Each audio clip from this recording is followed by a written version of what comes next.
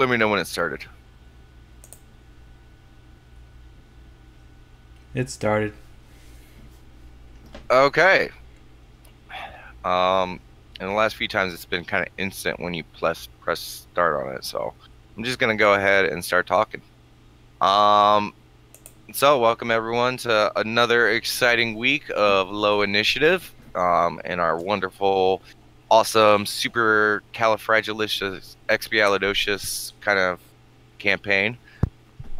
Today, before I do the kind of the catch up part of it, the little intro part. Um, I would like to thank and give credit to our amazing resource artists throughout the campaign. I use two different groups art for actual resources in the campaign, minus our wonderful artist Nat and Moose, who does our amazing character art. Shout out to you, Moose. Yay. Uh, for this campaign, all map assets have been provided by Mythic Portal Games. They offer a wide range of different themes and settings, ranging from dark caverns to desert abodes, and from sci-fi to fantasy themes. They offer mini-map packs that adhere to certain themes, or building essential packs that offer tons of assets to let you build your own cities or dark dungeons to your own design. You can find Mythic Portal Gaming on Facebook at facebook.com/Mythic Portal Games, all one word, or on Roll20 by searching 1 Minute Maps or Mythic Portal Gamings. Also, for this campaign, we have the token assets, which were provided by Devin Knight. He offers a very large, wide range of characters and character and monster tokens, ranging from little gnome wizards all the way up to Tiamat the Dragon Queen, and all of those in between. He has many themed packs and hero packs to help you find a token for your characters or even villain of your campaign. You can find him at it's https // no www, just immortalknights.com. And that's Immortal Knights with an N, not a KN. .com. Or by searching Devin Knight on Roll20. All of these assets are affordable, very well made, and with all these assets, I find that I can bring my world to life for my players and viewers. So thanks again to Mythic Portal Games and Devin Knight. You will find their information in the links in the description on YouTube. So just want to give them a shout out, and something I will be continuing out from here on then, because I mean, I'm all about supporting people and helping people who make good shit, and they make good shit. Okay, into the campaign. So when last we saw the heroes of the Onyx Circle, you guys had just left Latest on route to your first job since the Thar had ended, or the False Fall.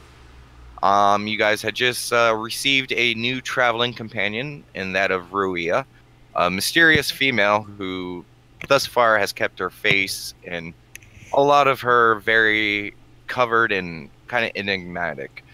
Um, you guys traversed from Latest to the woods to the east to investigate the undead ruins that you guys had dealt with before, where you guys had faced that undead minotaur.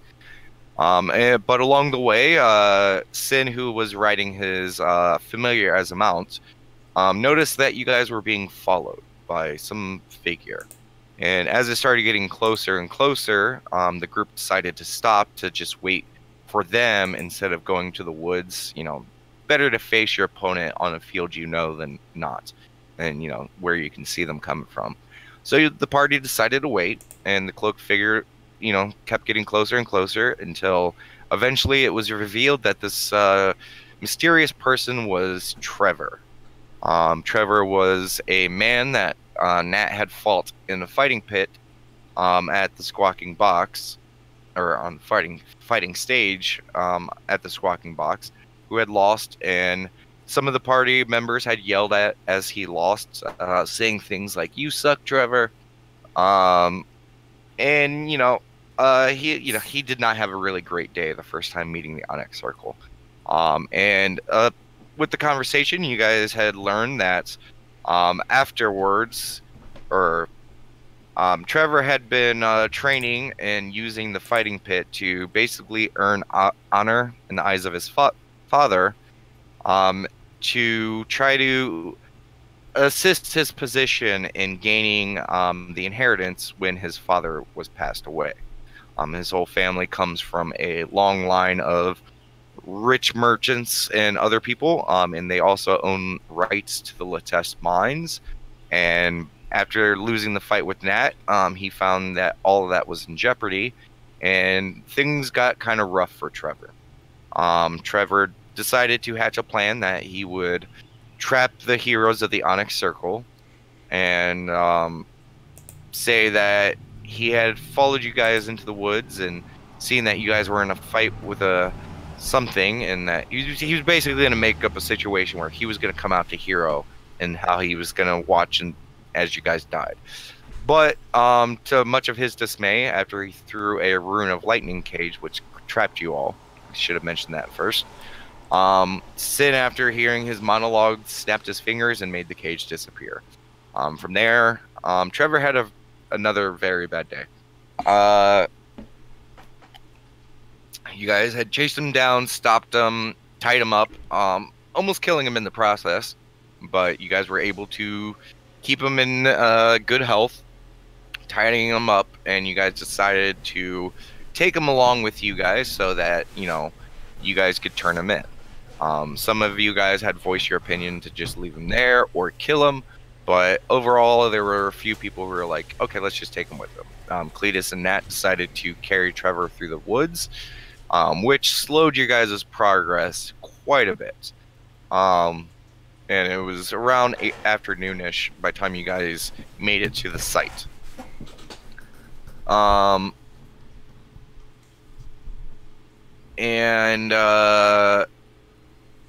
You guys decided, since it was kind of like late in the day, to camp out and stuff like that, because you guys literally, I mean, oh yeah, it was, yeah, you guys didn't make it too far in the woods before you guys had to camp out. And the party decided to camp out for the evening, and on Nat's and Conrad's watch, some Conrad being upset seeing Trevor staring at him with unremorsed anger and hatred, really for no reason. Conrad kind of had seen those looks before in his past, and it triggered a lot of bottled up emotions.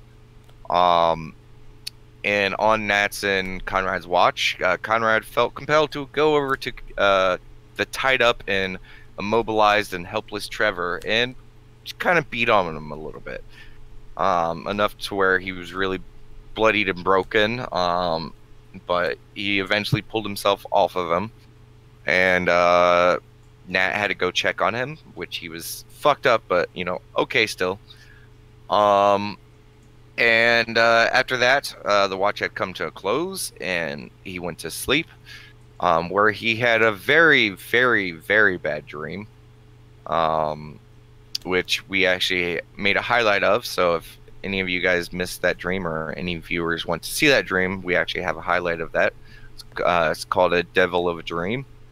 And after that dream, the party had woken up, and from their perspective, while Conrad was having this dream, his tent collapsed, and when it was flung open, the party was left staring at a much more devilish form of Conrad, standing a lot taller, a lot bigger. His nails had become blackened claws, his teeth became much more sharper, and he basically took on the features of more devilish, or he took on more devilish features. And in a moment of fear and panic, the party just kind of stood there frozen. But Sin was able to cast his sleep spell on Conrad, which calmed him down and made him fall asleep. The party looked over him, and Conrad woke up, and he explained his dream that he had, and the party told him, like, hey, buddy, you just kind of turned into a devil. But after that, they did not get much rest after breakfast because they decided to move on to their job. They found the site of the old ruins. They decided to investigate them a little bit, which did not go well because all the bodies had been dug up and taken away, and all the runes and carvings on the obelisk had been shaven off, either through physical or magical means. And while they were investigating it, they heard a very strange sound, let's call it, coming from the woods. As the party prepared to get ready for whatever it was, they found a very odd creature trampling through the woods. The creature had seen them, veered off course, and just kept going. Then after that, they heard some more stomping and a very loud roar. Then they saw a robot man come from the woods. And then to immediately get where... Oh, yeah. Thank you, Corin. I completely missed that part. Sorry, Corin just reminded me of a very crucial part I forgot to forget. But before you guys went to go investigate the ruins, after you guys had woken up and Trevor had seen Conrad turn into his devilish form, the majority of the party decided that it would probably be best for Trevor to not be a thing anymore. So Sin paid Rui a sum of gold to stay quiet about it, while Corn flickered his little wings and flew over to Trevor and whispered something into his ears, and Trevor died. So yes, thank you, Corn. I almost forgot about that. Yes, so Trevor is dead. Corn saw to that because Conrad was eager to kill Trevor, but most of the party members decided that it would be best if Conrad was not the person to do it. Okay, so yes, then back to the ruins. Then you guys saw the weird creature, and then you guys saw the robot man after the roaring. And then once you guys saw the robot man, he was then stepped on by a gigantic T-Rex, who was then shot in the head by the crumpled laser of the robot man. And so you guys spent some time harvesting some bits of the T-Rex before investigating the direction that these odd entities were coming from. Eventually, you guys made your way to another clearing where you guys had seen a giant crater with green glowing energy coming from it.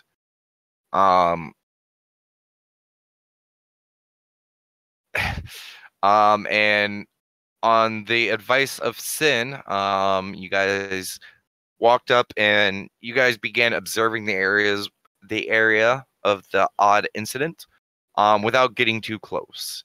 And with the events that had just transpired just about a week or so before the day, there was something that had flown across the sky like a shooting star, and it looked like it made landfall in the woods where you guys are at. And so it was a pretty easy jump for most of you guys to go like, oh, that thing that fell from the sky is probably this. So you guys watched the crater and this weird, bit of green glowing energy, and some strange things happened. Every few moments, a spark of energy would come off of the crater and hit somewhere around the area. There was a bed. There was some ice. There was a throne. A giant plant had grown. A black dragon egg had spawned. A goat, a lion, a fish stall, a giant boat. A lot of weird things were just appearing and happening wherever this energy was striking. Even one of them created a human baby that rapidly aged into a teenager, adult, then old age, and then evaporated. Kind of haunting for some of you guys to see it. And then after the dragon and the lion had been spawned, they both looked at the goat, started charging towards it. Another spark of energy struck it, and it became a chimera. Which none of you guys have identified yet, so you guys don't know what it is, but you guys see it, and the moment it spawned, it kind of sniffed around and noticed that you guys were watching. And that is where we ended last night's session. So, first thing I need all of you guys to do is roll initiative. Yay. I wish it was last night.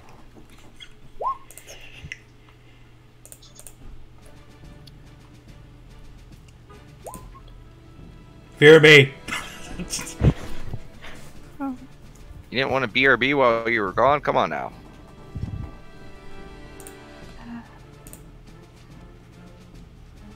Okay, so let me get this ordered up a little bit. Kind of the one thing I didn't want. Damn. Fun times. You got this, Ruya. Okay, No, I don't. We just push her out there. Cletus, what's your dex bonus? Play this. Now, Cletus. Cletus. God, give me a second. Sorry, it just seemed like so much fun. Everyone was doing it. Peer pressure, sorry. My modifier's 2. Okay, you're gonna go before Sin. Ruya uses kill chimera. Okay, first one is up is Jaemissaries. Thank God for that. As soon as he looks over, or as soon as he notices the animal, first thing he's going to do is quickly yell out for Cletus to join him on the front line, and Nat and Conrad to just stay back, or everyone else to stay back, find a good position to just hit it. So he is going to 1, 2, 3, 4, 5, because he doesn't want to get too close to the stuff. And he's going to stay right here, and he is actually going to hold an attack. Actually, no. As he's running over, he's going to grab his holy symbol and then touch his weapon. And you guys watch as his weapon begins to glow with divine energy.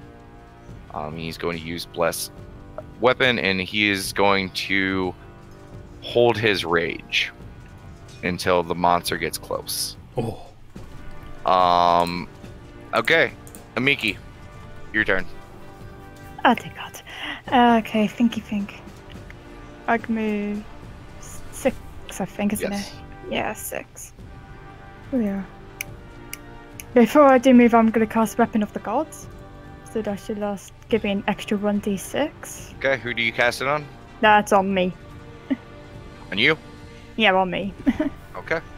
Yeah, remember that. Let me see where 6 is.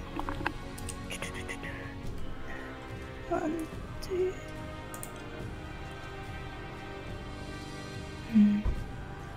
I'll get blessed one day. One day. I'm only gonna move to there for now.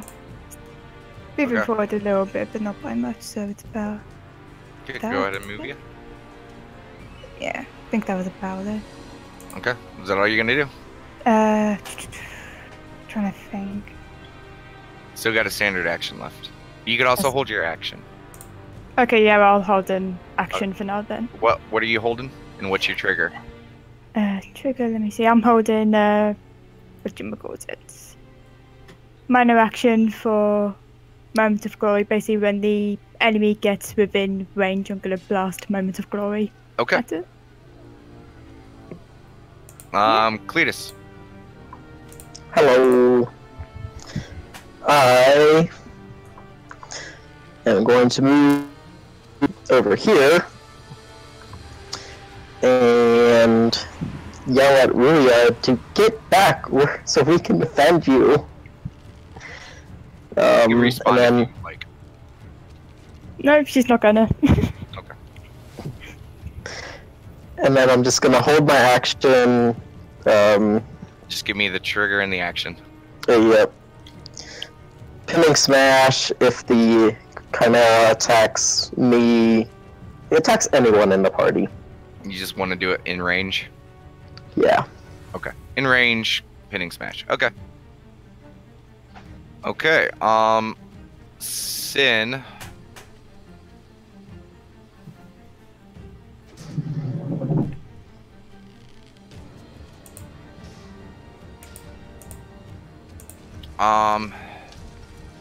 Sin is going to come over to here, so he's not. Dude, I did not notice that you were in that square. God damn it! Now you guys are both in the same square. He's going to come over here, and he's going to. There we go. That's where I wanted to move him. And he is going to cast Bigsby's hand. Right here.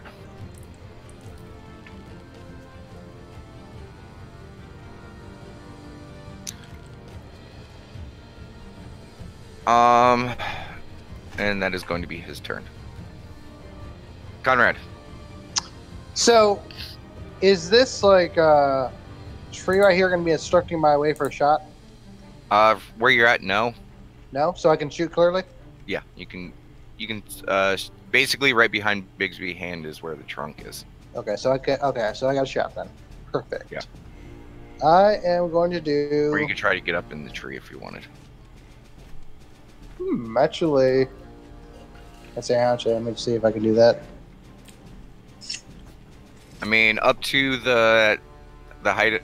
If you're gonna use what I think you're gonna use, yes, it's enough height that you could get up to a tree that you could, or one of the branches that you could stand on. It's about 20 feet up. Okay. So I think all I'm gonna do is this. I am going to, because it's also moving, right? Like a movement action to actually climb up it? Yeah. Okay. So yeah, I'm going to use what we're talking about. I am going to use Archer's Stairway as a minor action. Okay. And climb up the tree. You guys watch as Conrad starts running up towards the tree, and as he's running up, he just grabs a whole bunch of arrows out of his quiver, and he just, in rapid succession, starts hitting the tree with his arrows, making basically a ladder, and then he immediately starts climbing up the ladder. Pull some Legolas shit. Yes. Yes, he straight up pulls some Legolas shit. So go ahead and any of these 4 squares right here, Mm-hmm. you can move to any of those ones. All right. Right here. Okay. Okay. You said those 4, right? Yep, one of those 4, and I will go ahead and mark how many squares you are up in the air. We'll say 5. So you are 25 feet up in the air. Conrad is going to do splintering shot on the Chimera. Okay.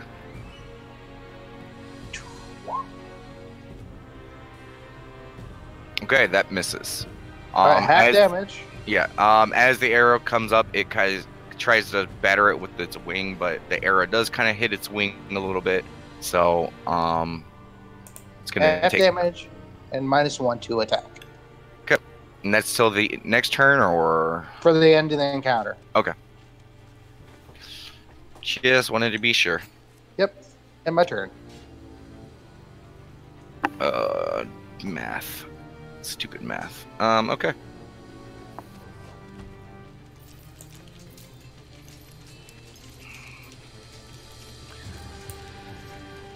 Okay, Corn.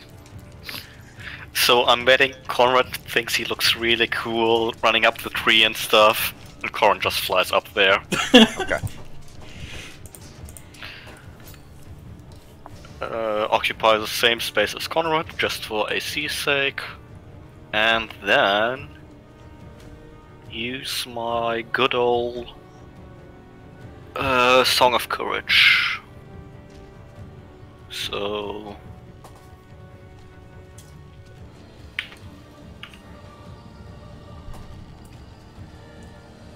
with this Square. Yep, sorry.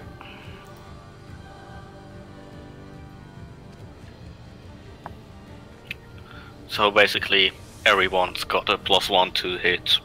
Light it up. Went back to a circle? I did change it to square and save changes. Whatever. And then use... And it's +1 to hit, right? That was... because I've got 2. No, this one was +1 to power. Okay, yeah. Well, power to damage or power to hit?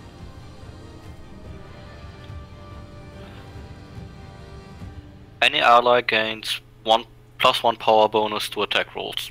Okay, yeah, so to attack. No, it's not 30, it's 25. And then use Rime of Fire on the Chimera. Okay, that is outside of your range. Is it? Yeah. Oh. You gotta remember you're also 5 squares up. Yeah, makes sense. Then instead, hold action, use Rime of Fire when it comes into range. Okay. Will do. And that ends my turn. Okay, Nat. I go over here and I ready Acid Claw if it goes into the range. If it comes into range. Okay. It's my turn. Jesus. Chimera's gonna have a bad day.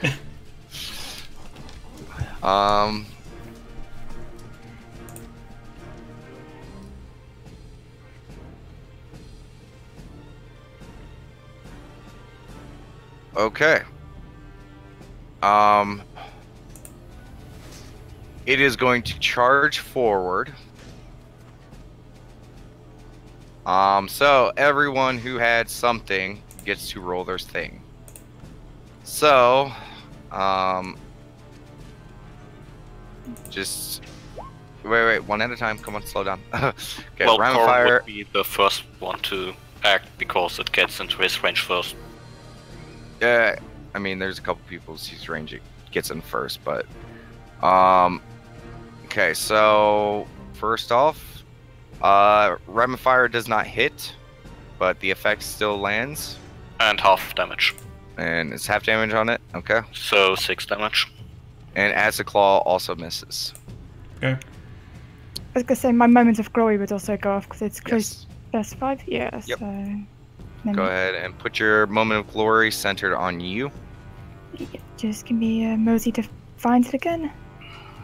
Where is it? Oh. If I can move it. Let me see if I can move that a bit better. Is it about Oh there? wait. That one's the blast. Remember? Oh, is it? So remember that's your one blast one. Oh, you could have just moved it. Okay. I'm trying to think which. Yeah, it's like. Basically There-ish. like this. Yeah, close enough. Any No, remember, it's, the side or the corners. Yeah. It pushes the target 3 squares Go ahead back and roll moment of glory. Oh yeah, I still got roll there. Yes. Yeah. And Sorry, it- still learning and stuff. Yeah, and it may actually not get pushed back because pinning smash mobilizes it. Okay, that misses anyways, but the effect still lands. So you guys get a what's your bonus on moment of glory? Was it resistance 5 to all damage types until the end of my next turn? So basically, as long as you guys are in that square, you guys feel basically when she blasts it, like this area fills with this kind of like dark purplish blue energy. It's very shadowy, but even though it looks doom and grim, like when you guys get hit with it, it just fills you with confidence, and you guys bolster yourself for this fight. Okay, so pinning smash does land, so let me go ahead and add up that damage. Yes! The first time! Yeah. Okay, I will narrate what happens once I do all this math. Okay, so Rime fires half, so that's gonna be okay. 5. Okay. Acid Claw, does it have a benefit on miss or Nope. anything? Okay. Or effect? No. Okay. Ping Smash, that goes okay. Then Moment of Glory doesn't do anything. It would have been pushed back, but Cletus pinned it. So, that is that. Okay, sorry. This is a lot of stuff that is all happening at once. Yep. Let me know, I got something I need to say. Okay. Okay, and then Daemissaries, yells and screams and gets bigger as he smashes it with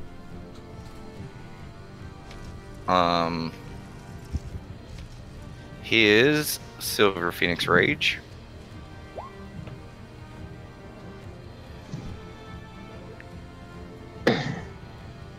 Which misses.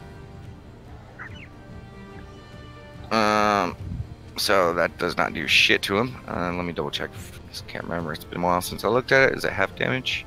Yeah, half damage. So it gets half of that damage. Okay, so that's going to be another 11. Okay.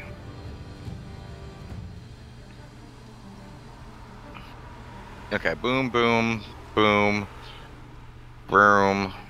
Okay, so that's everyone's attack, I believe. I believe so. Okay. Alright. You picked the fight with the wrong people, I say as I do my attack, because I'm also marking him. Okay. And it looks at you, Cletus, and just growls. And it was charging you anyways, so I'm going to go ahead and roll these attacks. First attack is going to be towards Cletus as the goat head rams you.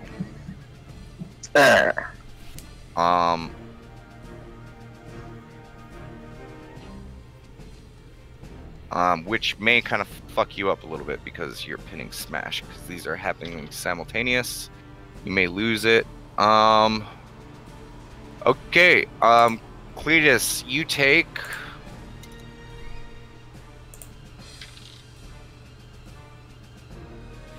You take 17 damage, are knocked back 1 square, and you are knocked prone.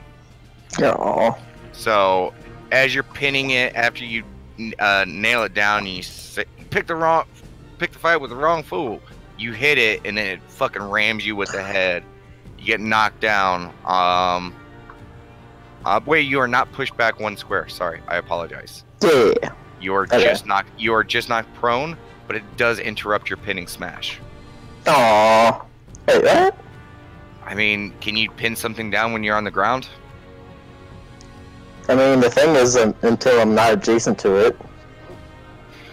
This is gonna be one of those weird rulings, because...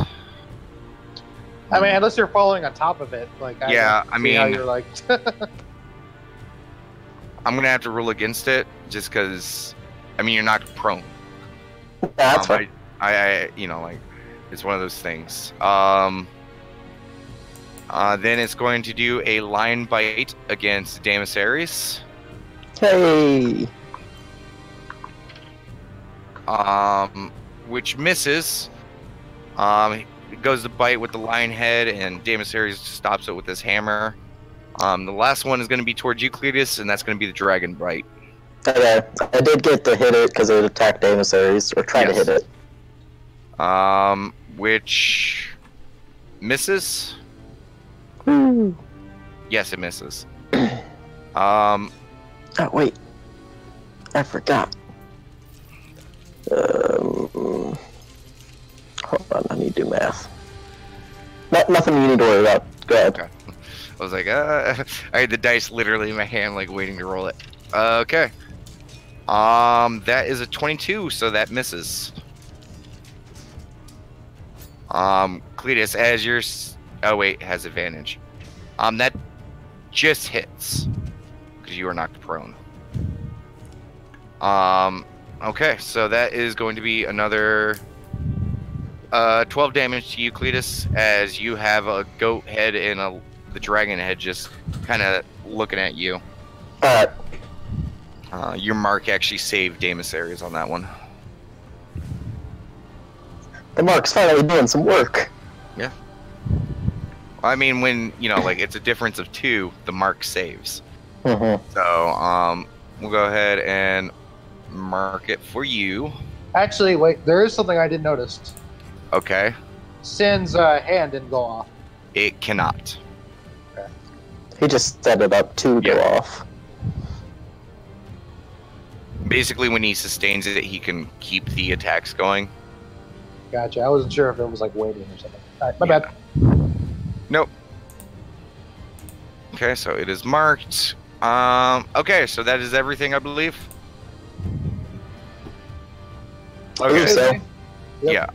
Yeah. Okay. Very weird first round. Basically, Chimera, you guys all just get into position, rating yourselves, and as soon as the Chimera comes in, you know, Cletus goes to pin it down as the goat head is ramming him. So he pins it down for just a moment until the goat head like nails him. He gets knocked back. Damasaries goes to strike and misses. Then the lion head goes to bite at Damasaries and he blocks it. And then both the goat head who had just rammed Cletus and then the dragon head start biting and gnawing down on Cletus. It seems its focus is kind of focused on Cletus at the time for his combat challenge. did my very basic attack hit it? No, it did not. Okay, Near miss. near miss. Got it. Oops. Gotta go all the way back in the turn order again because I accidentally hit next one too many times. Okay, Damasaries. Damasaries, looking at the situation, is going to circle around it. To flank with the hand since the hand is up right now.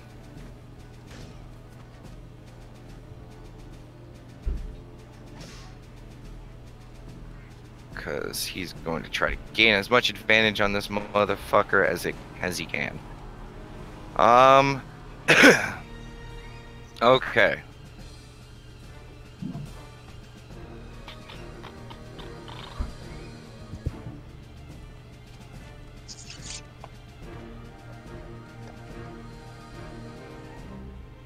Okay, Damasaries is going to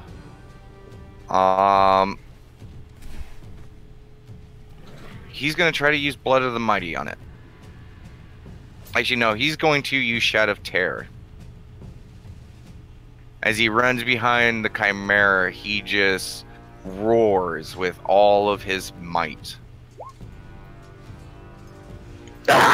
Which hits. Yay. So it takes 16 damage.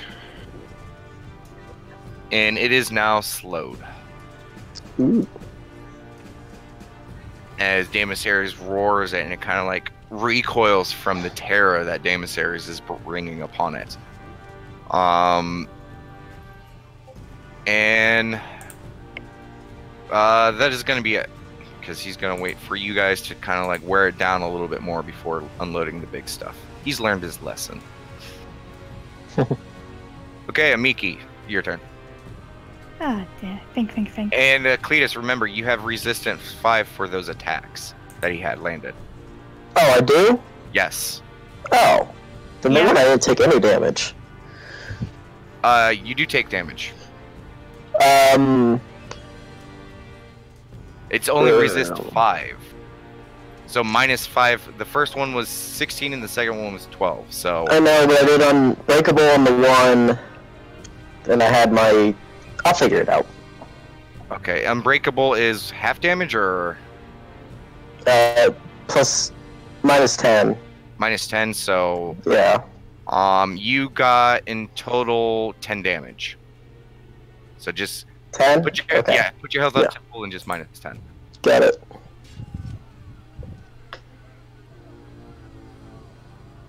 Because between all of that, yeah. Okay, I got Yeah, it. 'cause I was looking at your health bar, I'm like, oh, that's a little bit lower than it should be. Yep. Yeah, anyone who's in the area gets +5 resistance, so it's automatically -5 off of any damage you receive. Okay. Okay, Miki, your turn. Coolio. Right, think. Rose kind of gonna sigh, thinking this is the worst first day type thing. She's gonna reluctantly put her hood down so she can see everything. So yes, my hood is now down. I assume the last attack your hood was down. Oh, actually, it doesn't really matter because you missed anyways. Yeah. Okay, so you guys watch as are you moving forward? Yeah, I will be moving forward. As she goes to walk forward to approach the beast, you watch as she throws her hand up and pulls her hood down, Yes. Yeah. Uh, and you guys watch as she pulls her hood down, and you see, a drow, female. Which I will go ahead and do some movie magic.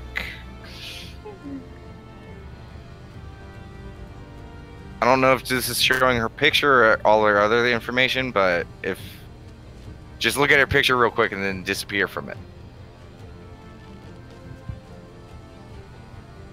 Because I just realized that did you guys see that? I didn't see anything. Oh, No, I didn't. I was gonna say I could put it on Discord if that's easier. yeah, just post it on Discord real quick. Yeah, just give me a minute. Once I get everything loaded.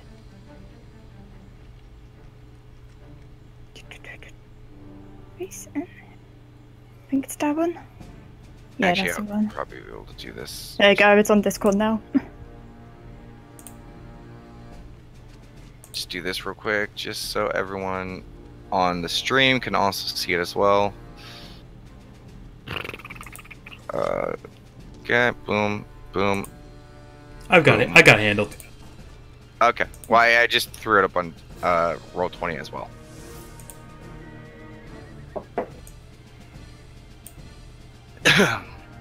Okay, and what are you doing? Cool. Once I've done that, I was gonna do a cast gravesite. So, what was it? First creates a zone that lasts till the end of the encounter. You and your allies get a +2 to damage rolls against the enemy. What did you use? Gravesite. Go ahead and drop Gravesite centered on you. Shall? And do you spend a minor action to sustain Moment of Glory? Yeah. Okay. Whoa, so what does it do? Okay, you guys. Plus, You guys watch as she walks up and, oh no, it's centered on you. yeah, I'm trying to think where the center is. Yeah, There we go. it's right on you. You guys watch as she reaches for her holy symbol, which she normally kind of keeps like kind of tucked away a little bit, but she pulls it out, and she grasps her holy symbol, which most of you guys probably won't see what holy symbol it is, but she reaches down and touches the ground, and you guys watch as this low kind of like mist starts to appear around you guys as these dark vines begin to sprout out from the ground and grow across the ground, kind of giving this whole area almost kind of the imagery of a graveyard.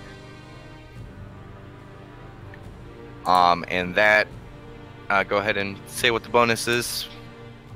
Bonus, let me see. +2 power bonus to damage rolls against creature enemies in that turn. And just to add, once the enemy drops to 0 HP, you all get 5 hit points. Nice. Yeah. Yep. So everyone gets +2 to attack or to damage. Damage. And I mean, really, the other bonus really doesn't apply too much in this fight, but No. It's just nice. yeah. Okay. Does that end your turn? And you sustain Moment of Glory? Just a moment of glory as well. Okay. Cletus, your go. I stand up, Okay, you stand up. and I'm guessing I don't get flanking bonus since Daemosaurus isn't directly across from me.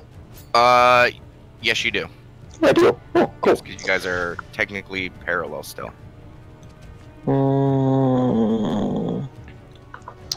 Then I will use driving attack. Okay, it will not be pushed back because of Daemosaurus, but if the first attack lands, I will say that the second one does. First attack does not land. Yep. But it still takes 10 damage. Okay. Right?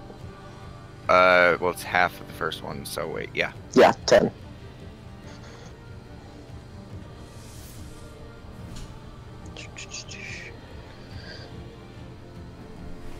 Damage. So do unstoppable. Quite nice. Okay, and remember, put that in your red area. Yep, I got it. Okay. Is that end your turn? I Um, believe that's all your actions. I mean, you got Yeah. Your action point if you want to spend it. Not yet. Okay. Sin's turn. Sin, seeing that this is a flying creature, is going to instantly grab it with Bigsby's hand. Because he doesn't want this fucker to fly away. So go ahead and use...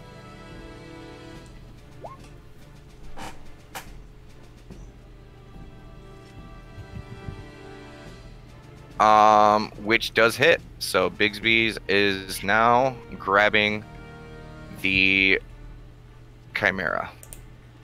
And this is not going to be having a good day.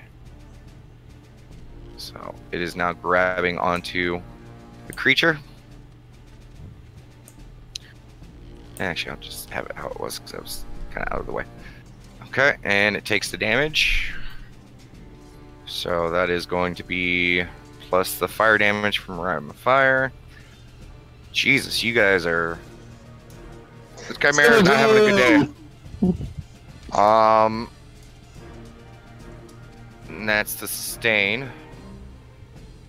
Oh, okay, wait, no, that's the standard action to grab another target. And then he is going to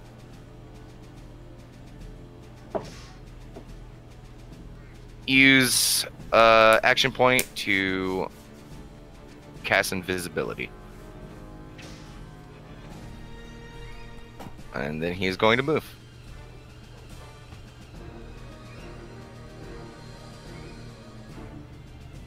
Okay, Conrad, your turn. Hunter's Quarry on the Chimera. Okay. And let's see, what will I do here? I think I'm gonna do...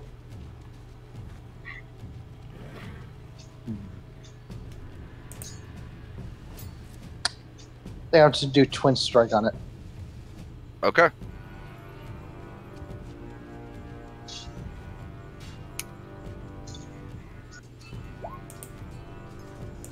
Okay, first one attack hits, second one misses. Okay.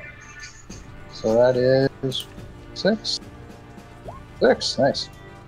Okay, so that is a total of 18 plus 5, 23 damage. Nice. Actually, wait. Is that 5? I don't know. I'm sure the math's right there.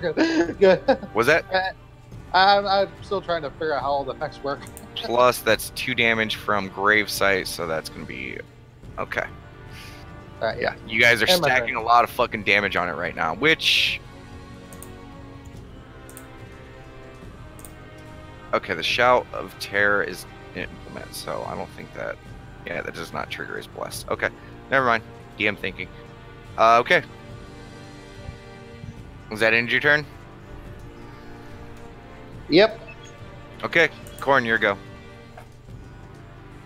Corin will take out his wand and use Puckish right on the Chimera. Okay.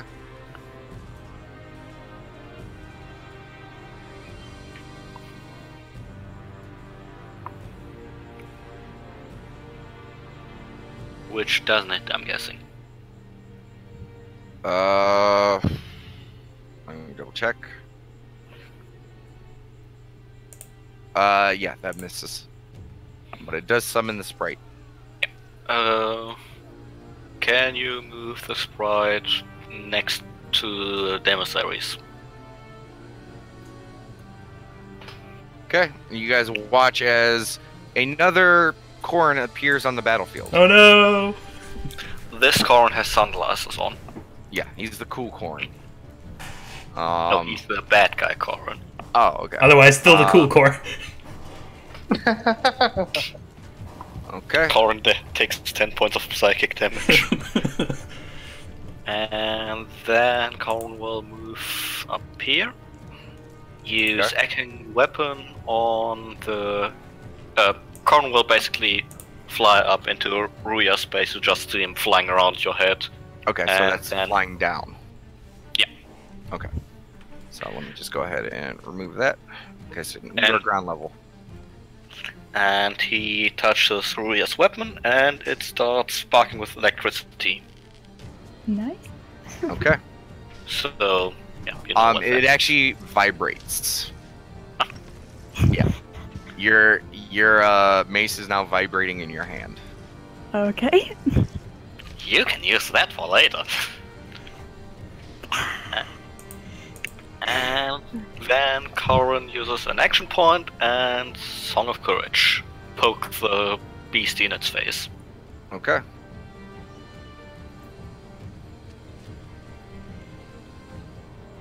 Okay, so Well, wait, Voice of Triumphs, I mean. okay, yeah. Song of Courage already used. Which hits? And +1 damage rolls. Okay. You don't get the bonus because of Gray Sight for the damage, but everyone does get a +1 to saving throws. And addition, whenever reduced. Okay, so that the other one really don't have to worry about as well. So basically, everyone gets a +1 to saving throws. And that ends my turn. Okay, and it's the same radius as the Song of Courage. Yep. Okay, Nat, you're up. There's 3 Corins on the field right now. You mean that one over there? Yep. Oh, that was weird. Second there, I thought you were telling me that there's supposed to be 3 corns on the field. I'm like, no, there's not. And you guys pointed it out. I'm like, oh, okay. He just keeps multiplying. And that will flank its side with Okay. Ruria right across, and I will use Dragon Frost with Sorcerer's Blade Channeling. Okay. And okay. It's not gonna get knocked back because it's basically being grabbed and circled around at this point. But let me double check because yeah, that hits. Just barely hits. Yay! So it takes the 9 damage.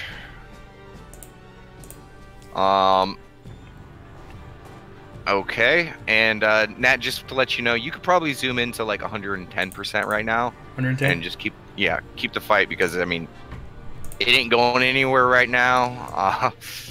Alright. Okay, Chimera's turn. For my minor action, I roll Chaotic Defense. Okay.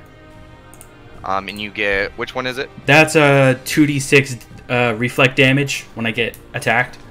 Okay. So just remember that. Will do. And the sound Okay. is the sound's a lion's roar. Okay. Remember, you need to stick to a single sound. A single sound? Yes. I think I used what did I use? Just pick one. We'll decide it. Okay. Yeah, we'll decide. We'll decide it. Okay. Okay. The Chimera is not great right now. It's grappled. It's surrounded. It's kind of dumb. So. Okay.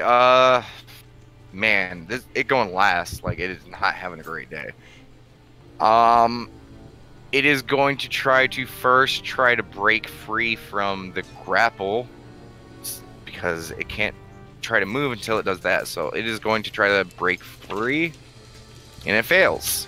It struggles against the hand, and you see it shake, but it can't shake free. So it is going to instead spend an action point to use Dragon Breath.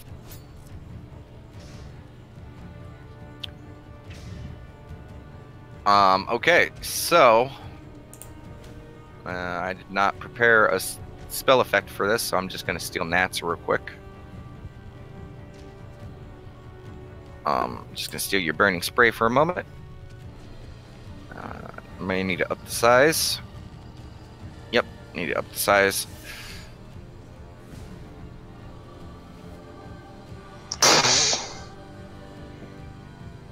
Okay, and it is going to use it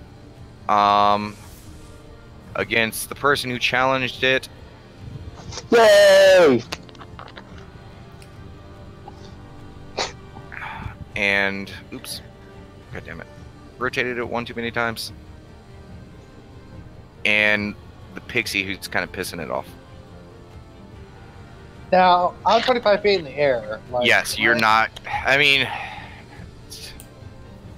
yeah, you're just out of its range. Isn't Corin occupying the same space as Ruria? He said he flew down to her. I don't Yeah, know. If Ruria's you're on the ground. I floor. said Conrad's that on I'm occupying the same same space as her. Yeah, I thought he did. Okay, then, Okay, then, yeah, it's just gonna target Cletus. Woo!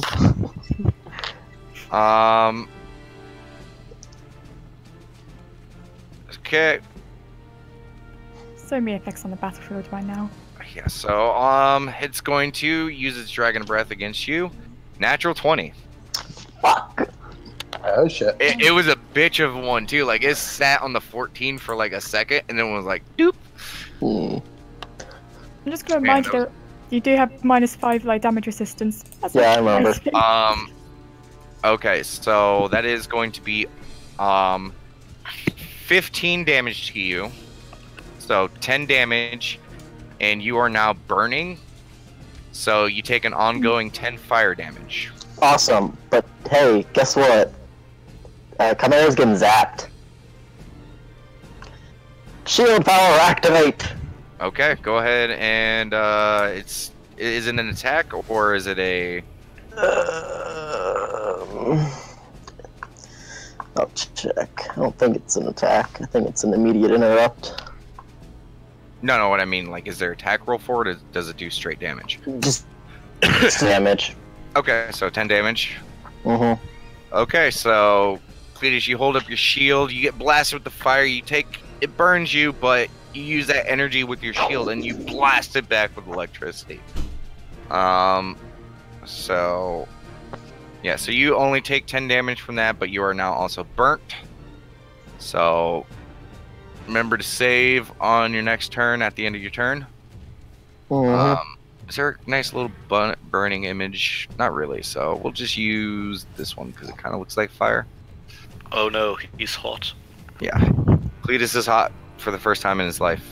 Hey, Second time. Gotcha. Got him. Yeah, I mean, Ned set him on fire once. Yes. Okay, so Daemissaries' turn. Since that Chimera's having a bad day, he's gonna make it a little bit worse. And he is going to use Channel Divinity along with Blood of the Mighty. Oh. If this lands, it's gonna be a bad day for the Chimera. 15 plus 2 misses. Aww. Yep, that misses. But it does. There's no a miss, so yeah, he just misses. But he takes 5 damage from it.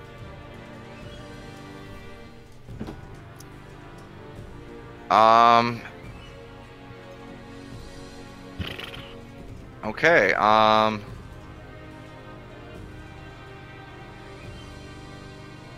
he's gonna spend an action point and use Thundering Smite. Because he doesn't like missing, and he's pissed.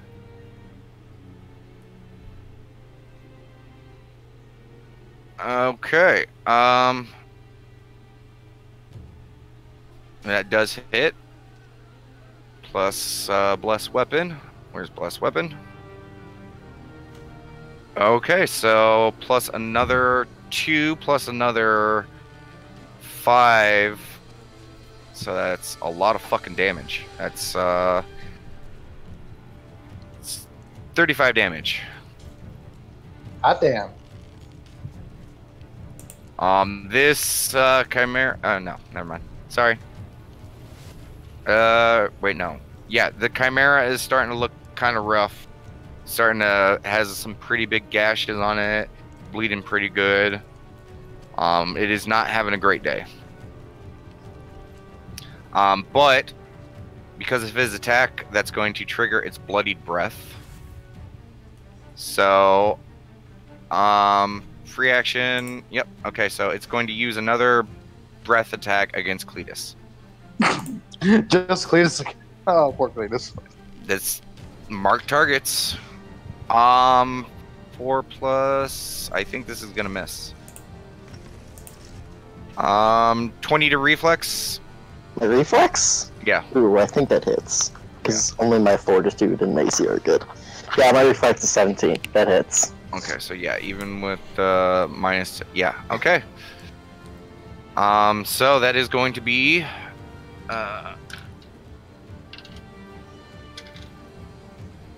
5 plus.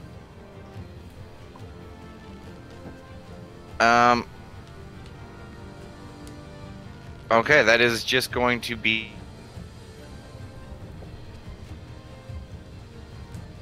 You cut out there. Yeah, it's gonna be what? You take no. Or wait, no. It's only resist 5. You take 3 damage from that. And you are burning. Yeah, I figured. I'm on fire! Okay, make sure to save from those on your turn. Because that's not going to be fun.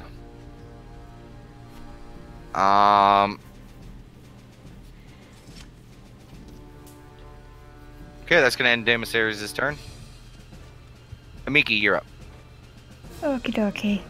Question: is she noticing the burning people? Yes, you do. Okay.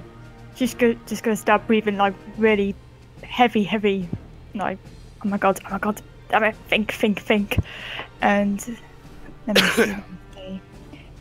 She is going to cast Tenuous Blessing or Temperous Blessing.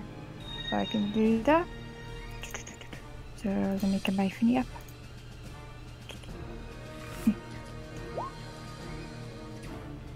Okay. I believe that does hit. That's cool.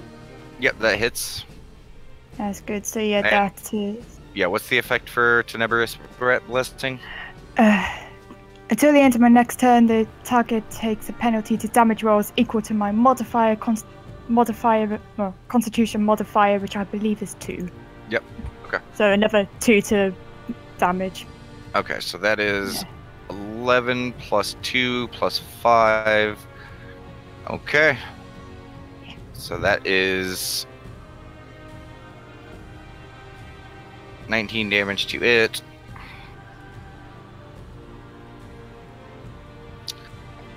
Did you get Nice. Echoing Weapon? Echoing Weapon does not work on that. No, okay. Because she uses her implement for that. Okay. Yeah. I'm also gonna still sustain the Okay. effect. Yes. Your Echoing Weapon is going to be disappearing at the end of this turn unless you hit it with a weapon. So you could always spend an action point to just hit it with one of your weapon attacks.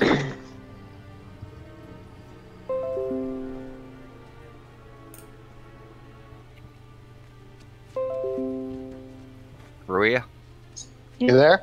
I was Yeah. talking. That was to you. Oh, okay. I wasn't. Yeah. Your Echoing Weapon from Korn is going to end unless you hit it with a weapon attack. Okay. You can spend an action point. You have one action point to Okay. do another action.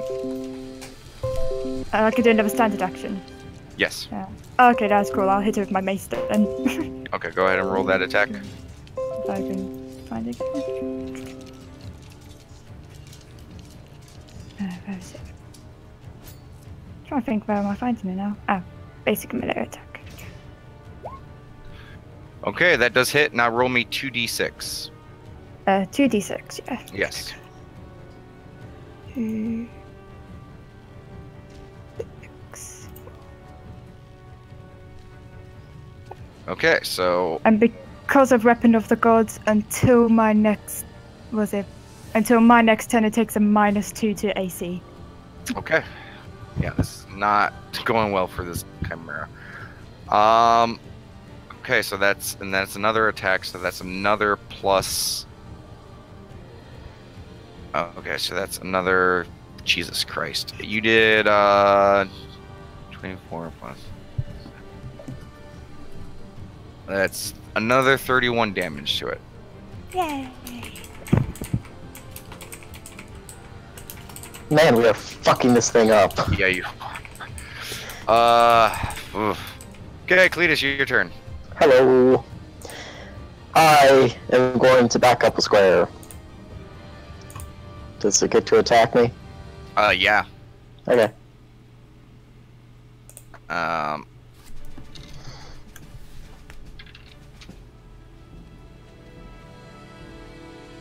It's not a good day for you, Cletus. Yeah, I know.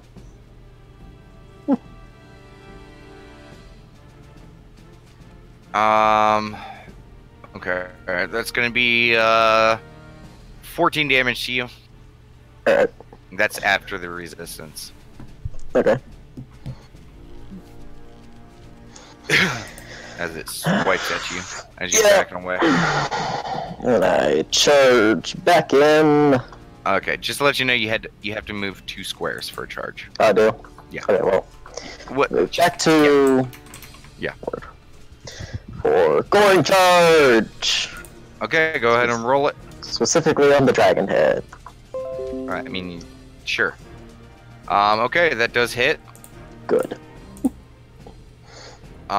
Which is gonna be, Jesus Christ. 20 damage to it.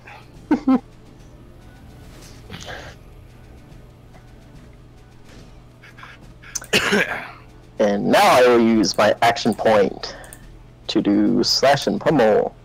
Okay. Fuck yes! Nice. Nice. Okay, what's the roll on, slash? It's, D10? Yeah, that's my weapon. Yeah, whatever your weapon is. What's your weapon again? 10, I believe. Just double check for me real quick.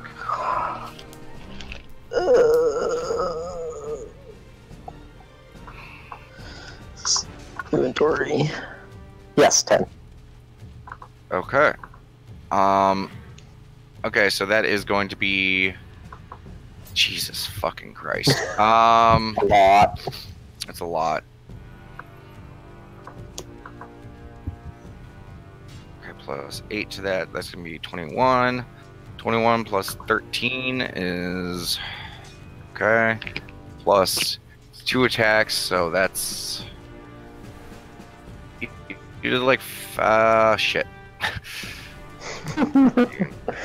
Oh, shit done. 4 plus another... That is 48 damage total. Fuck yes! Christ. Is there something else I was gonna do? I mean, you're out of stuff. I mean, you got a bonus. I had my minor, but I didn't think I was gonna do anything with it. Just mark it again, and then my turn. Alright, I need to roll. I need to roll. And what do you say to continue marking it? You're getting the shit kicked out of you. And you also take 20 damage. Or 10 damage. Okay, first one saves, but you do get 10 damage from the burn at the start of your turn. Hey, guess what? I get to hit it again. Why do you get Fuck hit? you. He's down. Bloody ferocity. Bloody ferocity. Oh, because, yeah, you're bloodied. Okay, so let me just go ahead and... Okay, so you are burning still. But, okay, so you save from 1, you got that damage. And that does hit, so that's going to deal another 9 plus 7. Okay. It's another 6 on top of that. Okay. It's looking pretty fucked up. Is that end your turn now? Yes, that ends my turn. Okay. Is Bloody Ferocity a free action?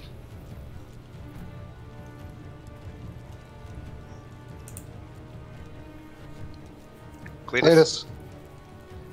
I'm looking. Okay. Well, just give me the answer once you see it. Okay, so... Yes, is a free action. Okay. It does have combat advantage on me until the end of my next turn. Yeah. So. Yeah. So doesn't have it anymore, or because I did it. It got it at the beginning of my turn. The end of my turn does go away. It's going to be the end of your next turn. Okay. Yeah. It's basically from that attack, it goes into your next turn. Yep. All right. Got it. Right. Okay. My turn? It's Sin's turn. Okay. Sin is going to... you guys hear... coming over the earrings. As soon as we take this guy down, you hear Sin say. As soon as we take him down, you guys need to, move away from the crater as soon as possible. Understood. Conrad, your turn. Alright. So, Conrad, feeling the blood of the hunt, is gonna, do Twin Strike on it. Also, just to let you know, Damon, that means Blood Hunt is, effect. Yes. Okay, so Twin Strike, both of those land. So that is going to be... Okay, go ahead and roll the d6s for that. Yep. Okay, so that is going to be 6. So that's 14, 21, plus 6. Okay. And, let's see what else.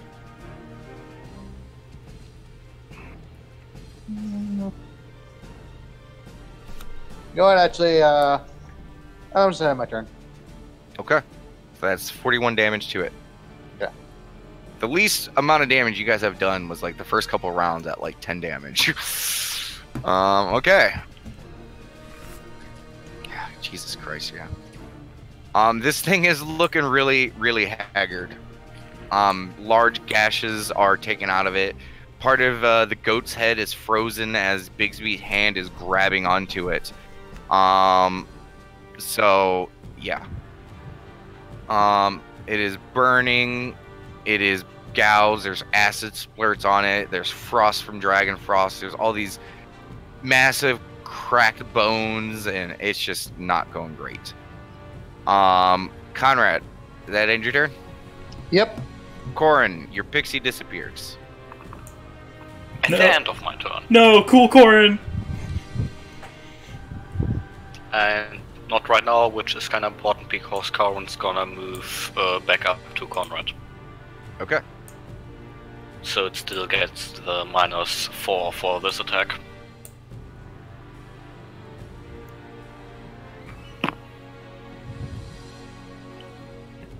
Well, it's till the end of your turn, so at the end of your turn, it disappears. Yeah. Well, or it's into the end. Yeah. So the -4 is now gone. But it is going to be able to get an attack toward you which does have the disadvantage. Yeah, that's what I meant. Yeah. That's gonna hit. Okay.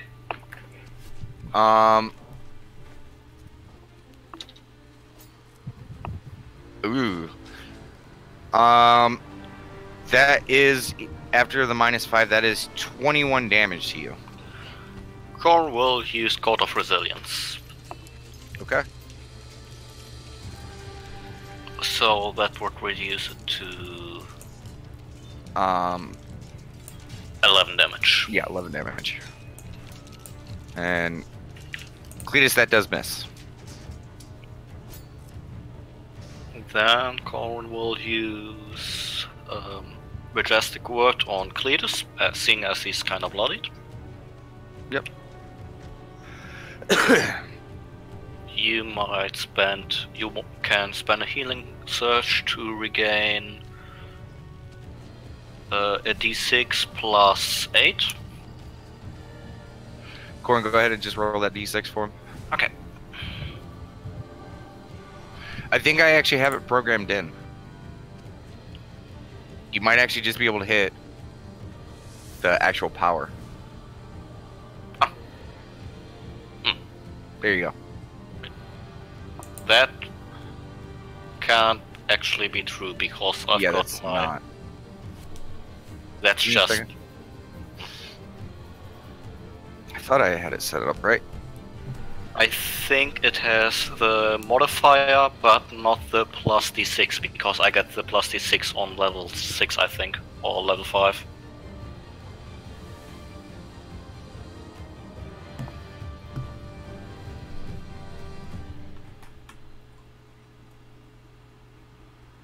Probably best just to manually roll it then.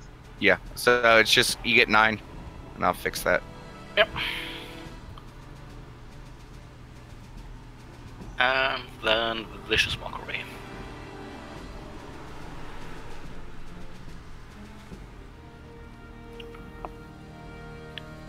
Okay, that misses. 3 heads are apparently still as stupid as 1. And just kind of grunts and shakes it off. And that ends my turn. Okay.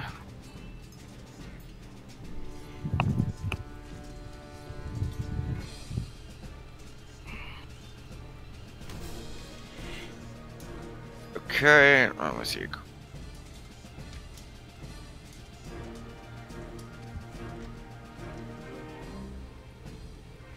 Okay, this is just a test roll.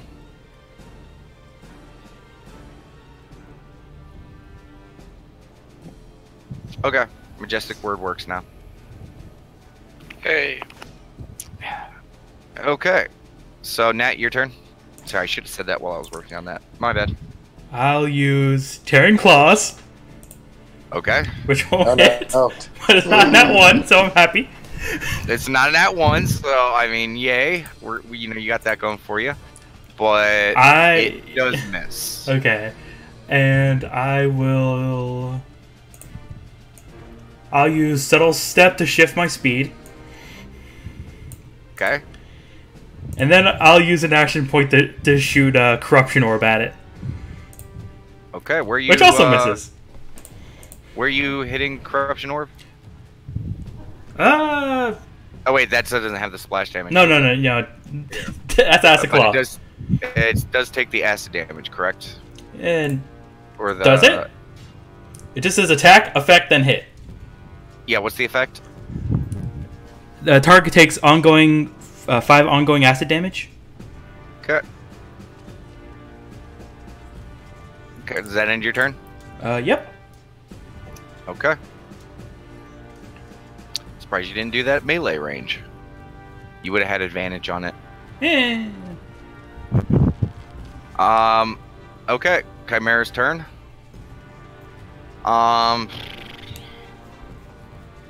It's scared and freaking the fuck out, but it knows that it might not be able to escape, so it is going to unload on Cletus. Yay! This is why I ran! Hit, and hit. Okay. Woo!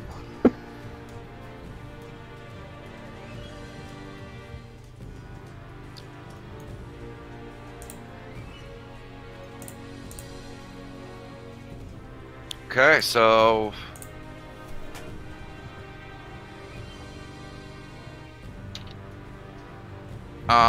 okay. So 9 damage and you're knocked prone. And actually one of these attacks is going against, Ruia.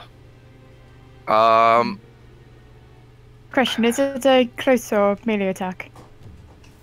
It's melee. So- Cool, I'm going to do Instinctive Darkness on it as an immediate reaction. Okay, so...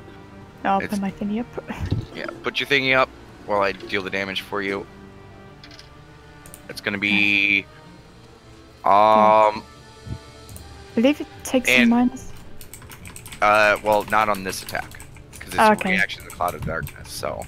and Cletus, for years, I did not minus the 5 resistance, so go ahead and add 5 back to you.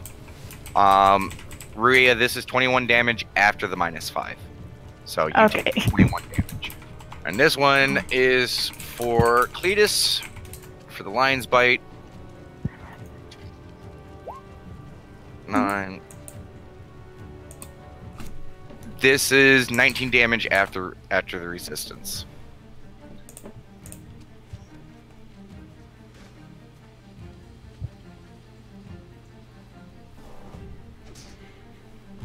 And I got a that one on my reaction thingy because it attacked Rhea. Yay. Yep.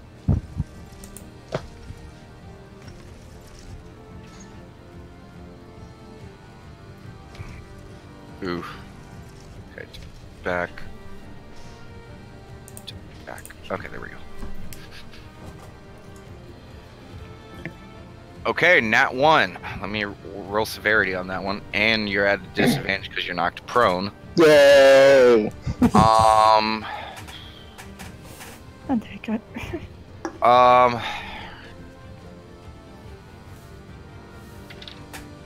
Ooh. Okay. As you go to throw your or swing your hammer, it slips out of your grip, flies up in the air, and it falls right back down on you. So that attack hits you. Yay! I still get the resist 5. Yeah, technically it's still resist 5. Yay! So I'm not dead. yeah, you take 4 damage on that. Right now, you take 6 damage. Okay. Cause you got a +2 to attack. Ah. Yeah. Okay. Oh, That ends. Don't I get Corin's thing too? So isn't it +3? No, they don't stack. The highest Okay. bonus. Okay. Okay, Daemissaries. Daemissaries chuckles at first, seeing what just happened to Cletus. I mean, who wouldn't chuckle a little bit?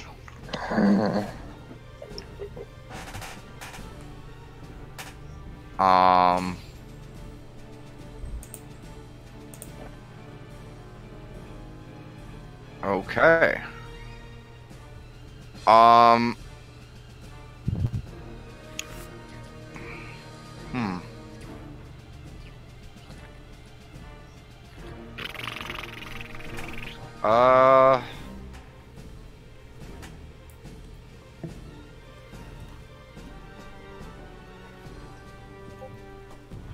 Hmm.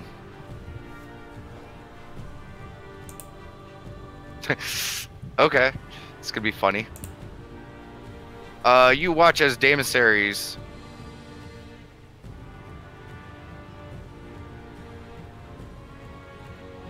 runs over to here. Actually, he's going to run. He runs to here, which provokes an attack from the. Oh, miss. From the Chimera. He swipes as he runs away. Then he's going to use Reckless Rampage, which allows him to move up to his speed plus his Constitution modifier before the attack. So he's going to move 2 additional over to here. Oh wait, no.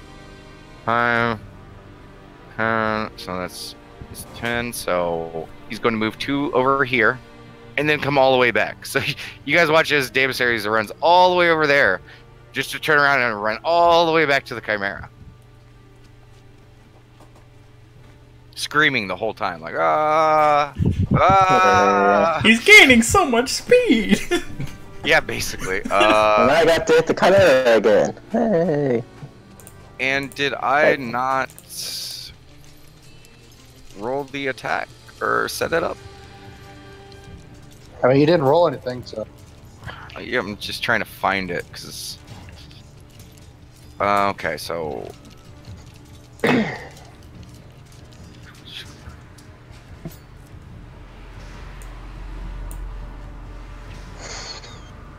Motherfucker! I forgot to set it up. Okay, just give me a second.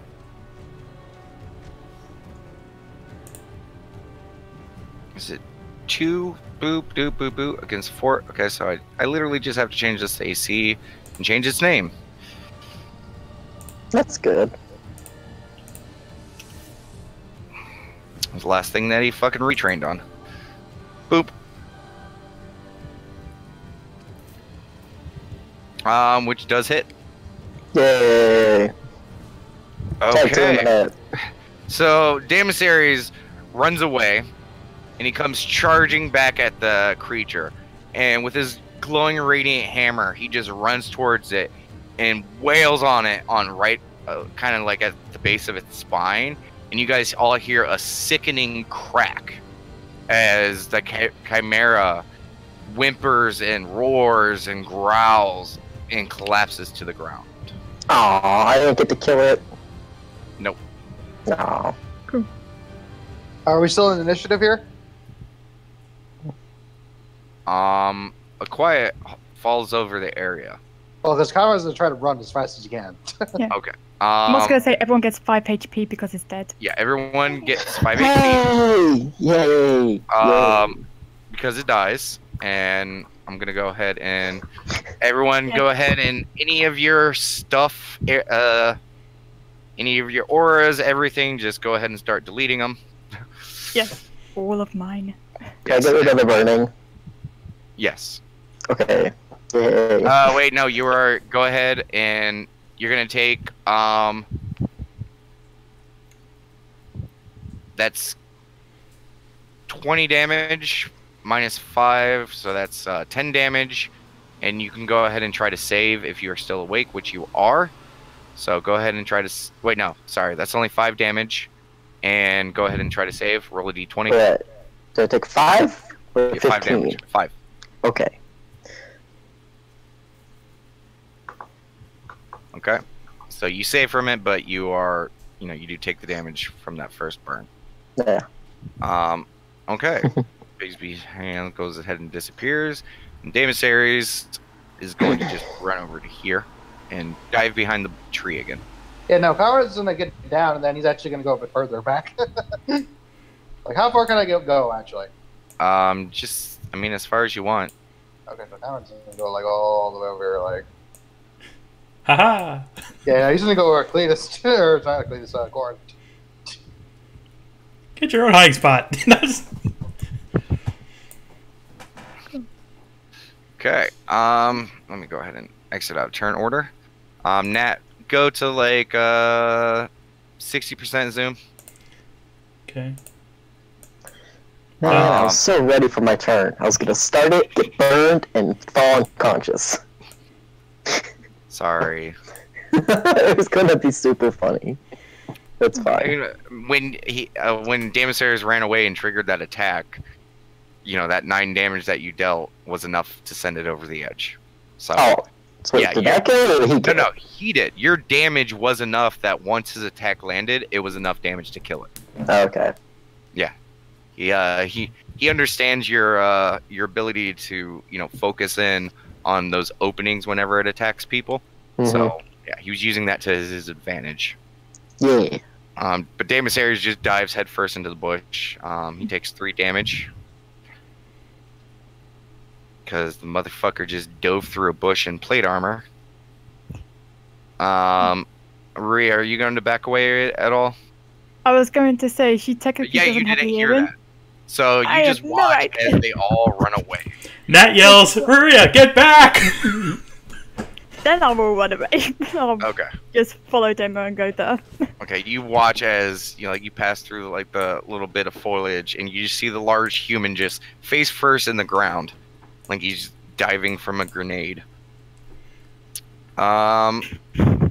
Okay, and all of you guys hear giggle over your headpiece, in a very familiar gnomish voice.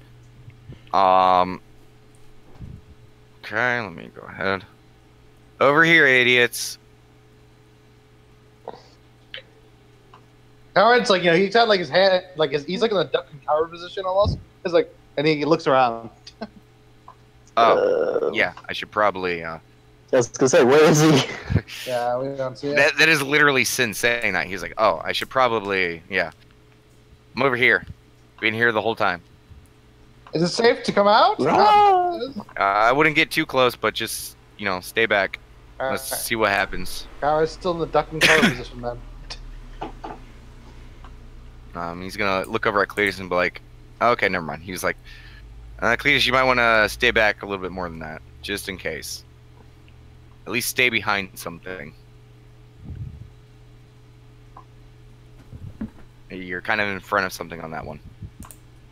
and that's where the tree trunk is. That's where the tree trunk is. Emissaries is kind of behind the tree trunk. There you go. Sorry about that. Ah! Yeah. It's the same line as last week. You know, it's like right where Sin is at. But he's going to continue to stare at it.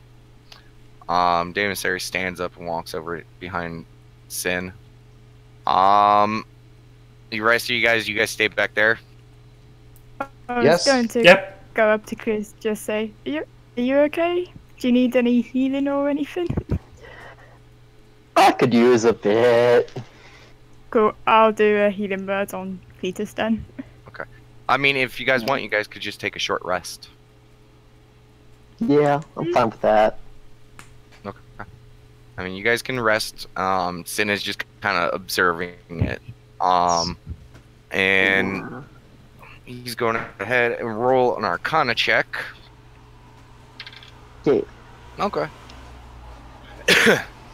He's like, he looks towards the group and sees that some of you guys are all the way over there. So he's gonna use his earring. He's like, okay, it seems to be dying down. I think if we just wait, it might be safe to approach it. You sure? Sounds good. Yeah, I mean, give it a little bit, Alright, because those sparks are becoming fewer and fewer, and seems to be dying down. And that comes up a bit. Kai's gonna come up like cautiously up a bit, like he's just gonna like slowly walk over. Cletus is waiting for 40 minutes because that's how many healing surges he used. Not a problem. So you guys sit and wait. So you guys got the short rest. So if you guys want to spend healing surges like Ruia. Actually, since we're waiting that long, can Howard actually ask Demosaris for some help? Sure. He's gonna actually ask if he can kind of drag the Chimera like over where he's at right here. Let's just give it a few moments. Gotcha. So we're definitely gonna loot it and make like a bag out of it, right? I called the head.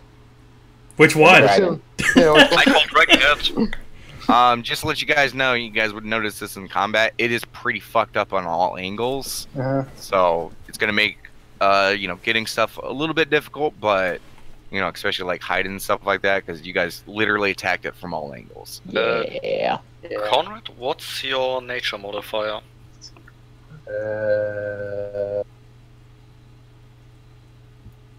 10. Okay. Then Karin will be the one looting from now on. Alright. Because I saw that last time, and actually Karin might get better loot out of it. Works for me. So you guys spend like the next 5 minutes, 10 minutes, 20 minutes, 30, 40 minutes just kind of resting and stuff like that, allowing yourselves to recover.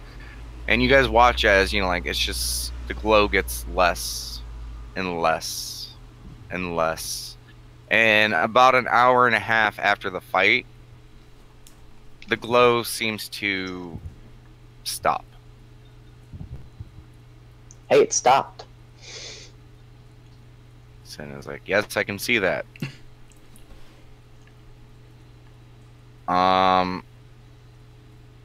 Sin's gonna look towards you guys and then look back towards the crater. He's like, okay, make sure I don't die. And he's going to slowly start walking towards the crater. Right behind you, buddy. I probably would just hold off just in case this blows me up. Yeah, that's probably best. Yeah, that would be hilarious. Or turns me into like another three-headed creature. That would be even better. As soon as he says that, he looks over at his familiar. He's like, yeah, actually, you go hide behind the bushes too. And you watch as his familiar leaves his shoulders and goes over to back there. That gives Conrad a nudge and says, I wonder if my wish came true. What was your wish? Are you guys happy?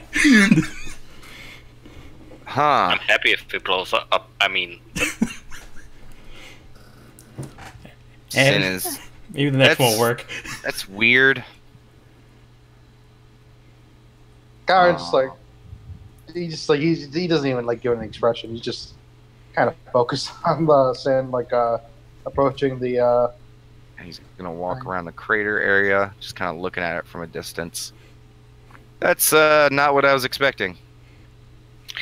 Is it by chance a rock? It is a rock.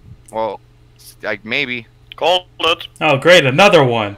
Nat says. Let's Actually, I'm just gonna stay back here and do the smart thing. He's going to use his mage hand to poke it. And he's gonna be like, Cletus, come up behind me just in case it blows up or something. I can hide behind you. Half gnome, half cow. That. Yeah, given the size of the crater, Cletus, you probably can see it at this point as well, and you just see like a greenish colored gemish stone at the center of it. It's kind of hard to see from this distance, but you watch as there's like a semi-translucent hand just appears and it slowly moves towards the gem and poke, Poke. poke, poke, poke, poke, poke, poke, poke, poke, poke. This goes on for like the next 5 minutes. Him just kind of poking and nudging it with his mage hand. So what is it? It's a rock.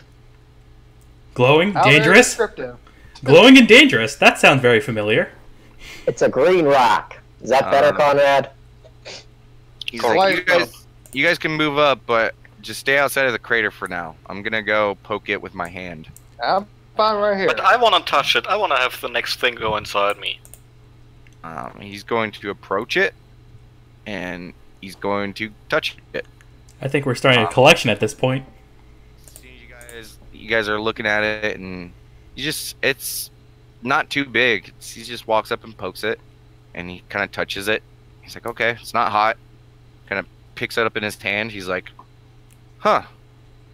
Okay, that's something. I told you not to come in here. Well, you also told me to be behind you. In case it blows up. Fair. He is right. He shakes his head. Fair. Just trying to protect your little buddy. Okay, I think it's safe. And his familiar flies back over towards him. And Cletus, actually, he's going to just walk over and present it to everyone so you guys can all see it. Cletus, you can't see it because it's in the palm of his hand. I'm going to walk over to here, stand on the edge of that. So you guys want to see what I found? Sure. Yes. Sure. Yeah. Was it true love?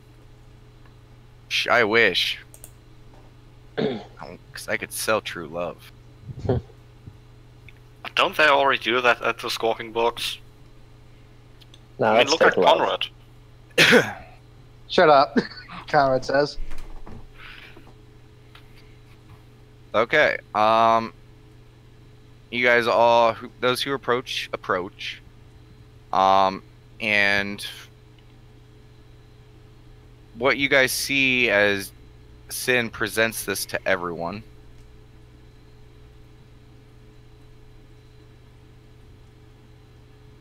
is he's holding this object in his hand.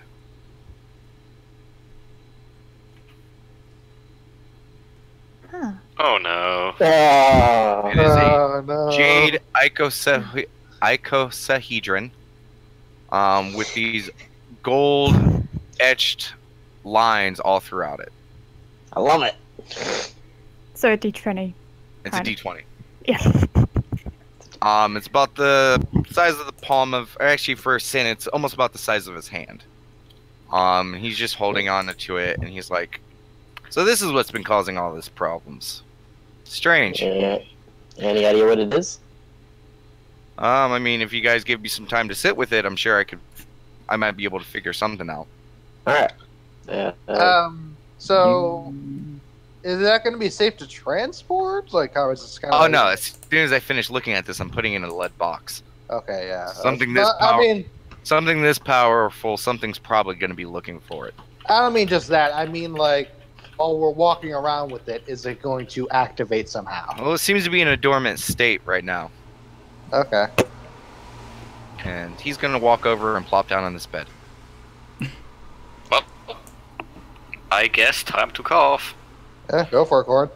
Time to David loot. Sears is going to sit with him and watch. Yeah, Anyone actually, want to help me? Actually, I'll assist Corn with that kind of... Okay. That's why I asked. Cletus is checking out the ship, seeing if there's anything in there. Okay. Yeah, it's a nature check, Corn. Nature check. For me too. Nat just stands right next to Ruria. Okay. So, what you guys are able to salvage from it. Okay, so be ready to write this list down, and who's ever holding on to it, which I'm assuming is Conrad, you're probably going to put it in your bag. Yeah, 1 second. Let me go to my Okay, inventory real quick. Prepare it so I don't have to repeat this 20 times. Yep, 1 sec. Okay. And go. You have a lion's paw. Oh. Okay. You have 5 claws, What kind of claws? just from its feet. Okay. From its back feet. Or no, it's sorry. No, sorry, that was the wrong list. You find the tail.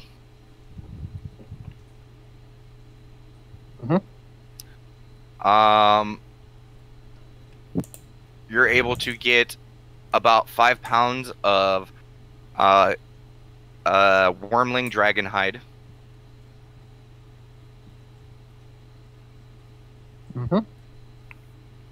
You get a goat horn,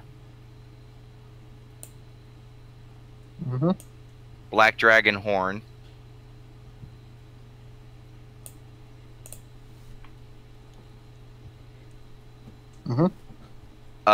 one wing talon,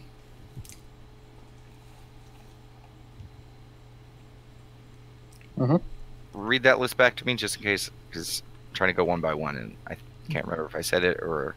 So you said a lion's paw, Okay. a chimera tail, Okay. 5 pounds of wormling dragon hide, Okay. goat horn, Okay. black dragon horn, 1 wing talon. Okay. And you also get 2 goat hoofs, large goat hoofs. 2 large goat hooves. Yeah. The rest of it, it's, I mean, trying to get the hide from most of its body is a little difficult because of the gashes and stuff like that. There's not a lot of salvageable stuff, and you guys really aren't used to, you know, like what's valuable on this, what to get, things like that. So you guys basically get some of the easier stuff to carve from it, and you know, some of the stuff like, oh, this looks interesting. Could Alright, they sounds have good. could they have just straight up got the dragon's head? No, it's pretty fucked up as well. No. And we got the hide from it, so I mean that's kind of. Yeah. And you guys got one of its horns. Would Corin know if using this horn to make a musical instrument give it any special properties? No. By the way, Damon. So As I assume. of right now, none of you guys know what this creature is. Okay. Yeah. So actually, can I do 2 things? One, I'm assuming that Conrad's bag of holding is getting kind of full at this point. I'm trying to double check to see what you have in it. I mean, you offloaded some stuff. Did you forget to mark some of the stuff off? Well, no, it's not that, but because remember we got the behemoth stuff as well. Well, no. The behemoth stuff is not as large as you think it is. Okay. Yeah. Right, because what else do you have in there? Like, Well, I got rid of the alec. Was that?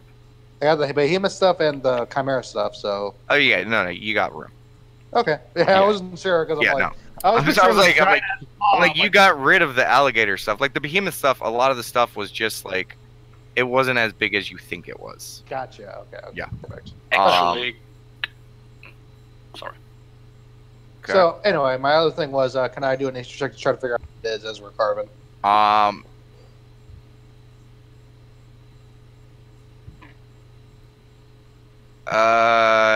You can do a nature check if you would like.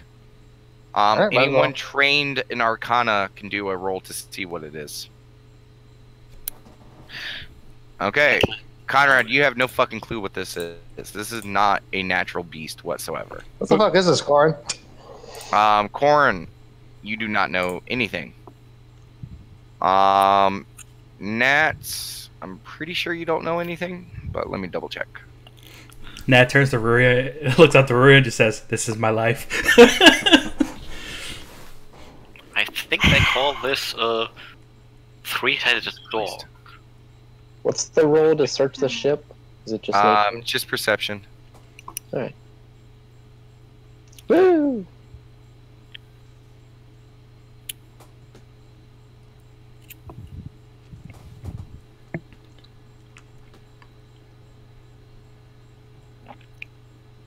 Okay, you guys have no clue what this creature is. It's Well, dead. that's weird, whatever it is. Conrad, you start looking around it. First thing you notice that's really bizarre is this is a ship that looks like it's been long abandoned as is. When it was transported here, it is filled with sand and stuff like that. It looks like it's something that was beached or something like that, just going around. It looks like it's old. There's like cannon fire and stuff through some of the sides. It looks like a vessel that was pirated very long ago, and there's barely anything on it besides sand and wood. Okay. There's a few crates in it filled with moldy food, and that's about it. Okay. I'm gonna go look at the fish stand then. Corin will look at the plant, but take a big step away from it as to not get too close. Okay, give me a nature check, Corn. Okay. Cletus, you find a stand and it's filled with fish, various types. Surprise. They're all brand. A lot of this is fresh. Like Cool. there are one of the fish that it was still like kind of like splashing around. Awesome. Hey guys, we got fish for dinner. Nice, grab it. Okay. There is a lot here. Yeah. Like lots of different kinds, or just lots of fish? Different kinds. There's like mackerel. There's salmon. There's freshwater, salt water. Like there's a few different variations and kinds. I will take give one me- of each. Give me a perception check, Cletus, Okay. as you're looking through this.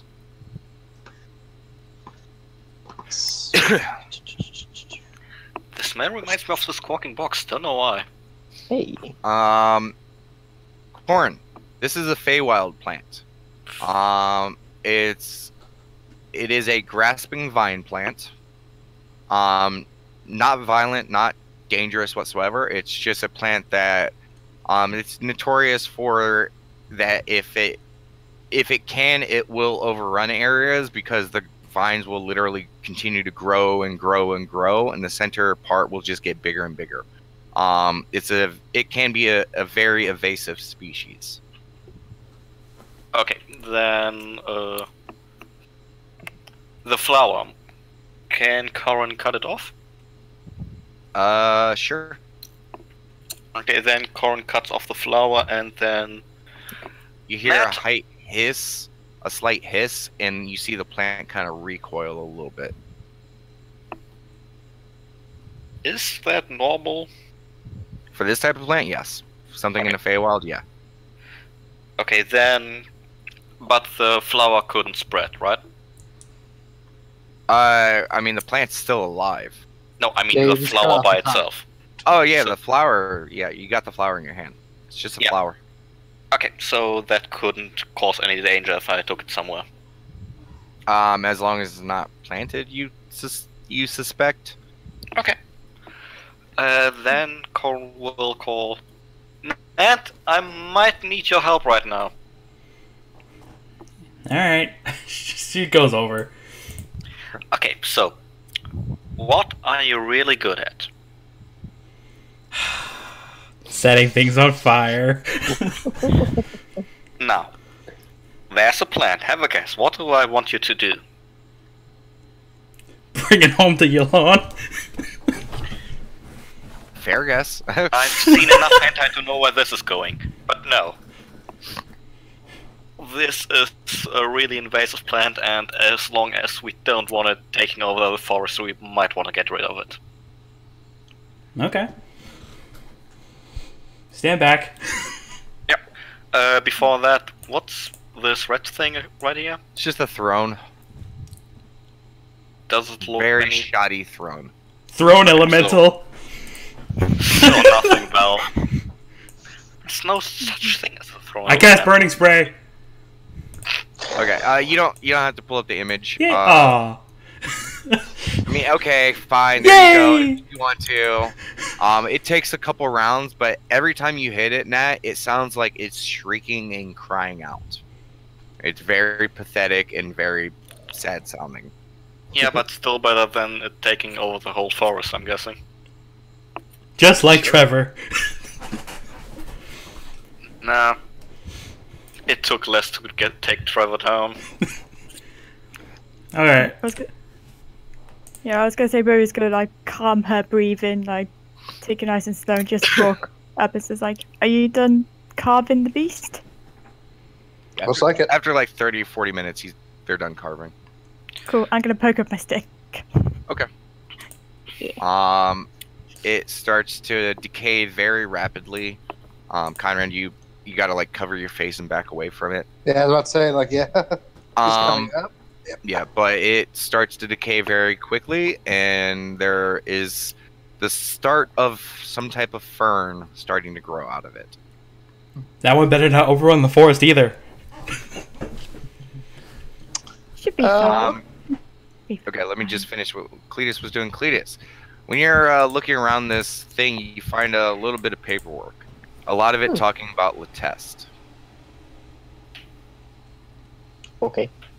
It's shipping, it's supplies coming in. It's basically all the stuff that's basically pointing to that. You kind of take a guess, and that this stall probably comes from somewhere in Letest. You've never seen the stall before, so you don't know where it comes from, but there's a lot of paperwork about Letest. I'll take the paperwork. Okay. So how big / heavy is the throne? Too big for you to carry. That's shrink, but how heavy is it? Too heavy for you to carry.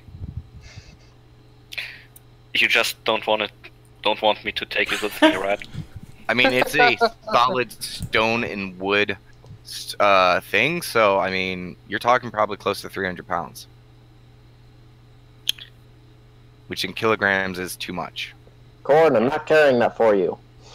But I could make it smaller. No. I would pay you. I don't care. Just to let you know, even with the bag of holding, there's no way to transport that. I was about to say, yeah.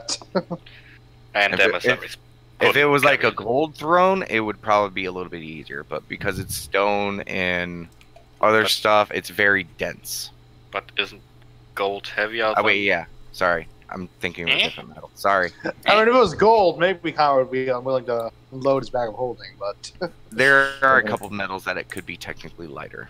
Not all metal is technically heavier than stone. Yeah, but gold is. Yeah, gold is. Yeah, sorry. That was my... I'm dealing with a lot of shit right now. No. Okay, as Sin is beginning to look at this and you guys are going around doing all this other stuff, we're going to go ahead and take a break. Yay! Alright. I just saved the forest. Potentially, yeah. I'm just gonna say I grabbed a bunch of fish, enough for dinner tonight for everyone. Okay, I mean, yeah, you guys can grab fish. You'd think that it probably won't last on the way back, but you guys can have stuff for dinner. Yeah, Let's have sushi. That's what I grabbed it for. Hey, you could go cook it over the fire Nat started. Baywild seasoned, salmon.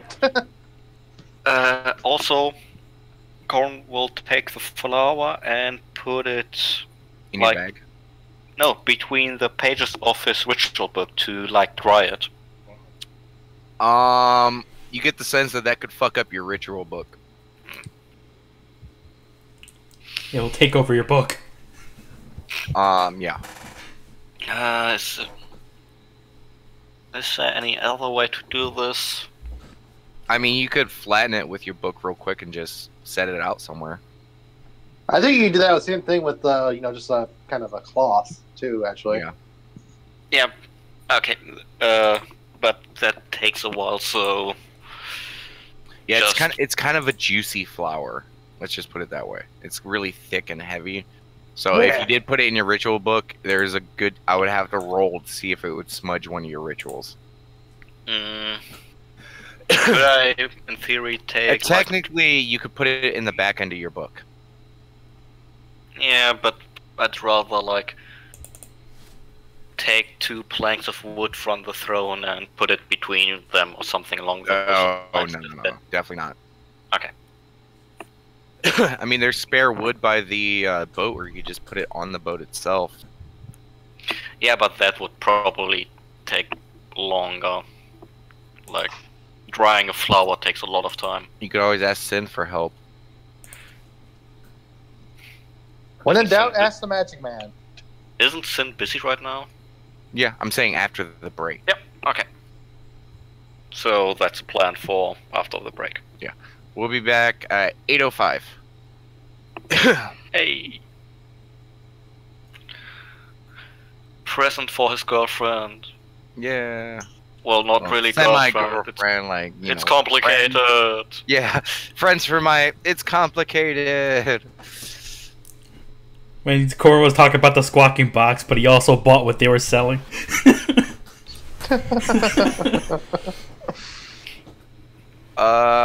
Okay. So just a quick check. Who of the current players and people are watching the stream? I'm not. I am. Okay, then I will first like to extend a warm welcome to everyone who's viewing. I just opened up my Twitch because I didn't want it to slow down anything on my fight since this map was kind of crazy. But just want to welcome you guys all to the stream. Not quite sure who's who and who's what not. So if you're new to the stream or if you're not one of my players, just, you know, give us a hello or a shout out so I can, you know, be like, greet you properly. But for now, I have no fucking clue who's who.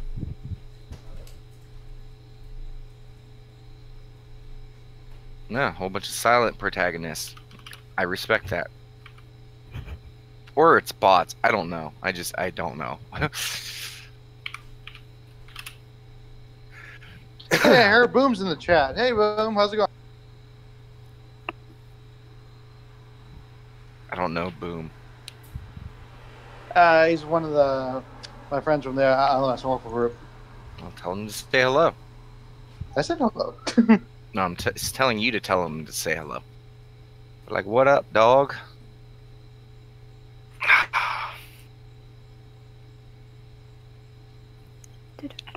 Also, out of character, I've heard of items that look like D20s in D&D and they never end well.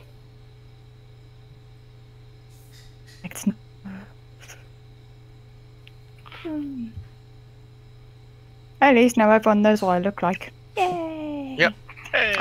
You guys are now all aware that you have a drow, and I'm assuming that right after the fact you went whoop and put your hood back up, or are you just gonna Oh let no, it? not yet. Okay. She's breathing really, like, panicking. Okay. Fair. Yeah, that's probably for after the fact. Yeah, after the break. What's Man, up you guys with, fucking stomped that chimera. What's up with women and hiding inside their clothes in all party? Yeah. Oh, Nat's kind of grown out of that habit a little bit. Yeah, because she's wearing a dress right now. I mean, she could still do it.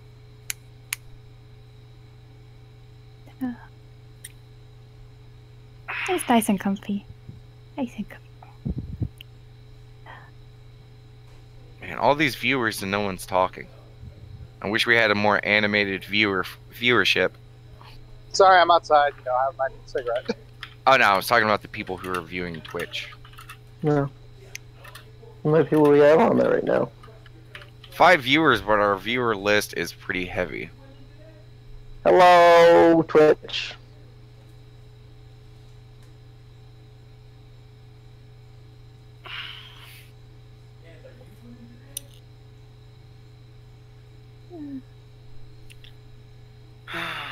I'm gonna be right back, Ricky. So, Okay.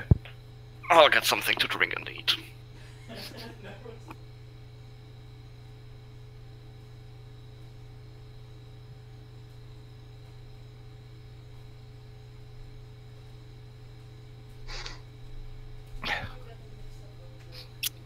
Of course, just my players. Jesus Christ.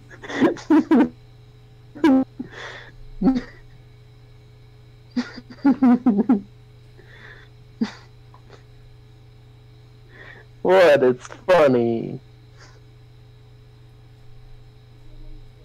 I mean, I don't mind if you guys watch because that just increases our viewer count, which raises us up on the list. And people tend to check out the people with higher views than lower views, so I mean, I don't mind. Yeah.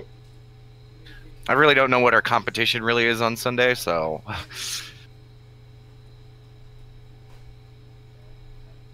And yay, today's episode 30, guys. Yay.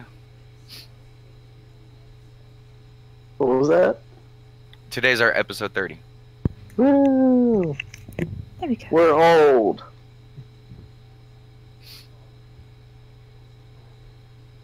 Seems like a lot of people are just running modules today. We've got a Spanish people, German stream, Spanish stream. Yeah, we're pretty low on the list. Oh well. Well, we fucked that chimera up. Yeah, you guys did.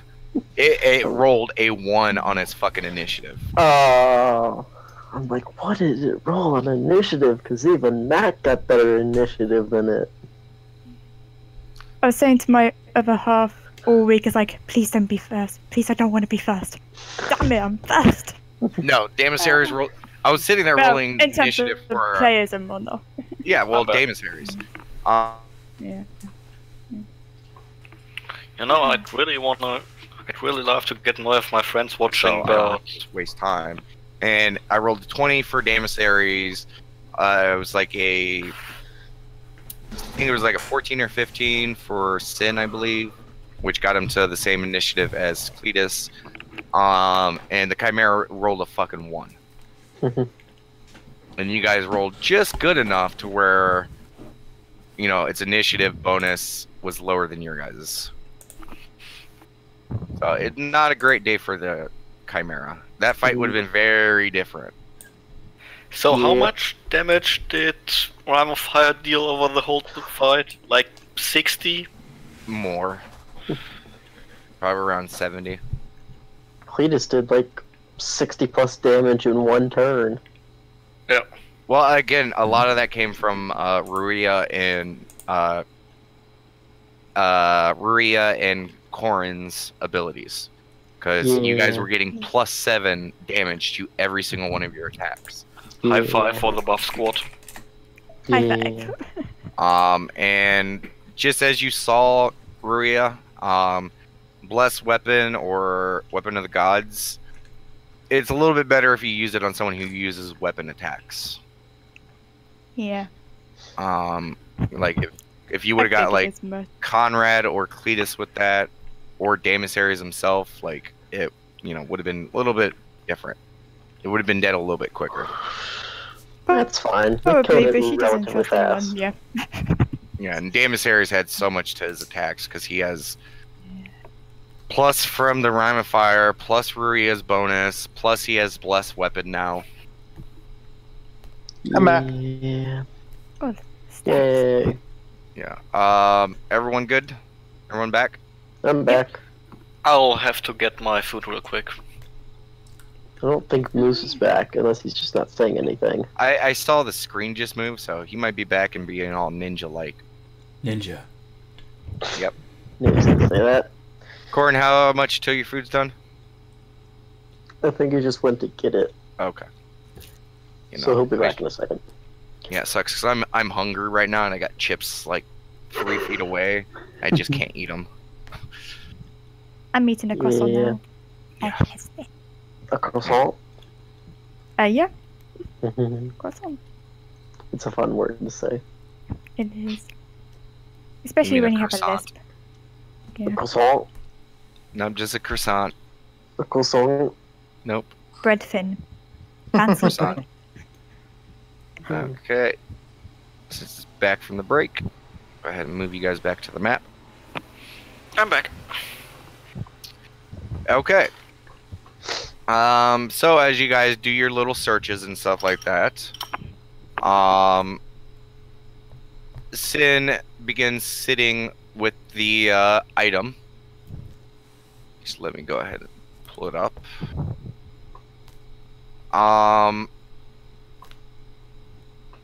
And he looks at it for a while, studying it, looking at all the faces and stuff like that. And as you guys are wrapping up with all your guys' stuff, he just kind of stares at it and goes like, "This is interesting." How do you mean? Well, I mean, I really can't tell anything about it. Like it's humming in my hand. Like it just seems to be oozing with power. And these symbols, I don't recognize them at all. And I know a lot of languages. I assume it's an Arcana by nature? Are you asking him that? Or Yeah, are he's you just asking him that, yeah. Well, I mean, it's... I don't know. It's like... I've never seen anything like this in my life. I've never read anything about this. I mean, this is... And he kind of like goes over to the edge of the bed and starts swinging his feet on the side as he's like staring at it.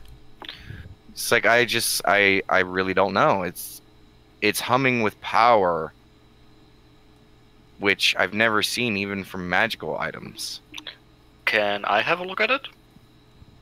Are you trained in something like this? Arcana, yeah. Yeah. He's not gonna hand it to you, but he's gonna let you look at it. The precious. Yeah, Corn, as you get close, you can even hear it. It's almost humming. Almost like a musical note. Like, it's just... like, but really soft. Like, you really gotta get close to say it, to hear it. Would we know what a D20 is? Or would we only know regular dice? You've probably seen, like, 6-sided dice. You've probably never seen a 20-sided dice in your life. Would it be like a intelligence check or something to make this connection? No. Okay, so... It's just an oddly shaped thing to you. Okay. Yeah. What's that perception for, Cletus? Just see if this ice is anything weird. It's ice. It's starting to melt up around the edges. You get the sense that it's probably going to go away. Okay. You okay there, Roya?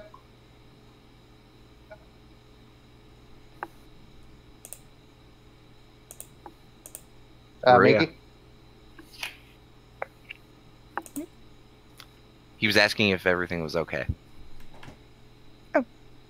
Yeah, everything's okay. It's okay. He kind of slowly approaches her. You seem a little shocked there. You feel a very large hand touch your shoulder. Oh, jeez. And look up towards that hand. You see the smiling face of Damasaries looking at you. And he reaches up towards his head where the bear kind of cloak is, and he kind of like grabs the back of the hood and kind of like shows it to you. And just is kind of staring at the back of your neck.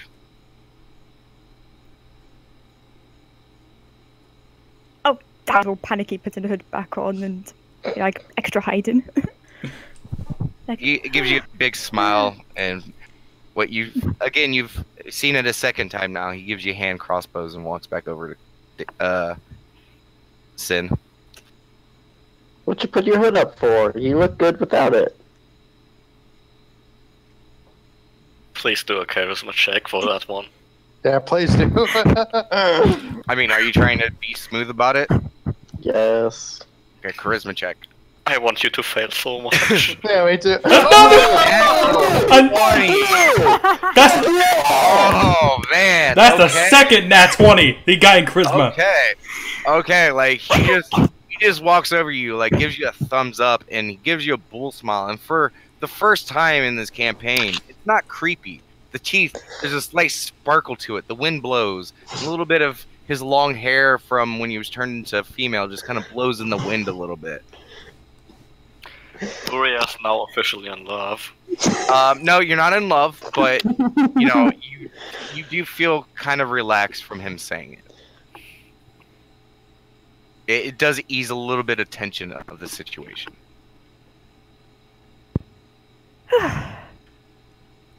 I'm trying to take that seriously. I'm having enough. I was always taught to keep my head up outside. Gotta keep it up. And she's like, really, if she could blush, I don't know if she can, but she would be blushing right now. It's the light pinkish hue on her face. You'd have to, I mean, some of you guys might not notice. It's pretty subtle. You guys want to see if she's blushing, it's going to be a perception check. Yeah, I would. Her hood is now up, so it's going to be hard to see. Darn. Conrad, you can kind of see it. Well, I gotta understand why. Felt the need to, hide yourself, but I wouldn't worry about that around us. And he just kind of walks over to Sin. Not really like even focusing on her. He just kind of walks over. Okay, enough, guys. Quit messing with the new kid and come over here.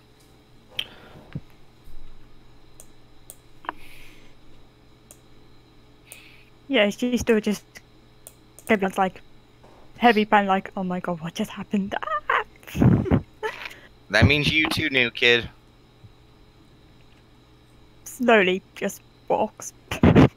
Very slowly.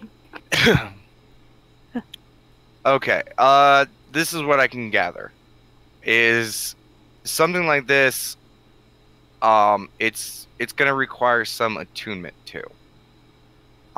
Someone to focus in on it to probably glean any bit of its power. Problem is I think this is probably a one-person thing to do. And I can't decide who should do it. Not it. I'll volunteer. Me? Definitely not you, Corn. Sorry. Nat puts her hand up. I feel a little bit more comfortable if we had the arcane people on the outside. But that's also arcane, and we're the only ones applying. And currently he's kind of looking around at the people he has to, look at. He's gonna ponder it for a moment. I mean, you don't want to force anyone. Yeah. Conrad's more responsible, though. I mean, Conrad, Damasairs, what is your guys' opinion?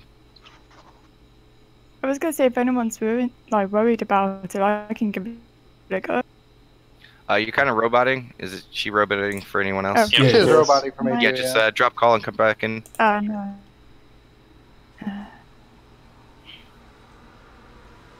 The joys of Discord. That better?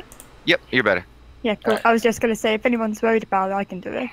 Well, I saw that you could heal, so in case this, takes over someone or does something crazy, I think it would be best if we had our healer, the only person who can heal, ready to go as well. Okay, now, guys, let's look at this logically. So, Ned and me are the only ones who actually want to do it. Which means we have a big boon in actually attuning to it properly, because we have the will for it. And while I am decent at magic, Ned actually learned the stuff. I'm just a bard. I mean, seriously. I was mostly born into it. That's it. See? She was born into it. That makes sense. But I'm not actually that good at the stuff. He looks right over at you, Corn, and he's like, you want this too much. Well, one sec. She was born this way. Diplomacy with words of friendship. He can counter it. Yeah, but he'd have to counter roll for that. I mean, you don't beat his will. 28? He's going to counter your words of friendship. And 23 doesn't. No. It's his only fucking good defense, man.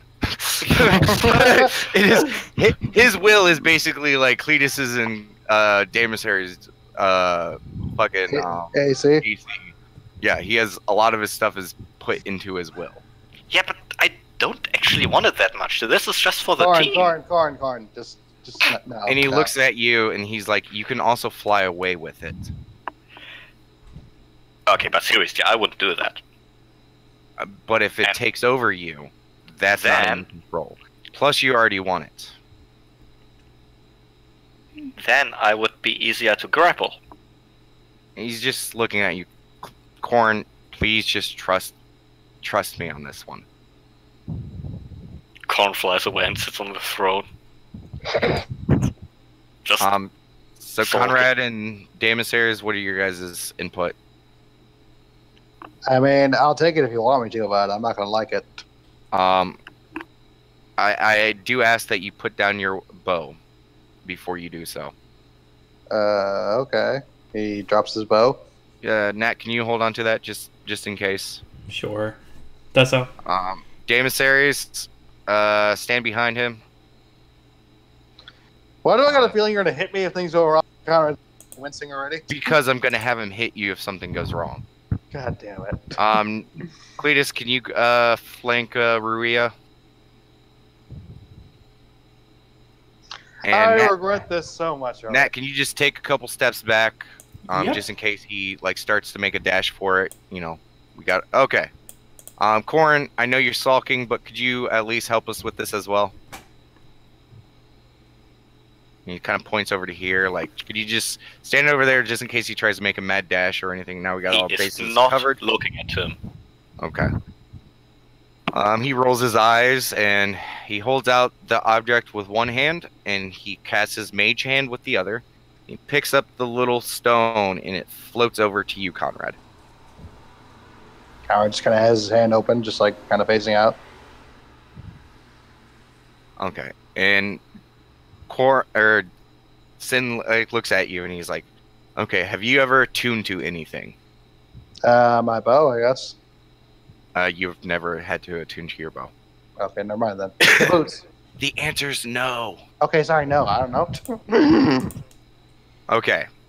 All you need to do is flush everything out of your mind. Don't have any worry, don't have anything. Just focus in on the item. Just hold it in your hand and look at it. Have you ever meditated before? No. Have you ever relaxed? Damon, real quick, we're getting some feedback right now. From who? I don't know, I just heard it. Chicken nuggets? Chicken nuggets. Chicken nuggets? May have been a one-time thing. Because I did hear it once. Okay? Nothing? Okay. We're good to go? Okay. He looks at you, he's like, have you ever daydreamed before?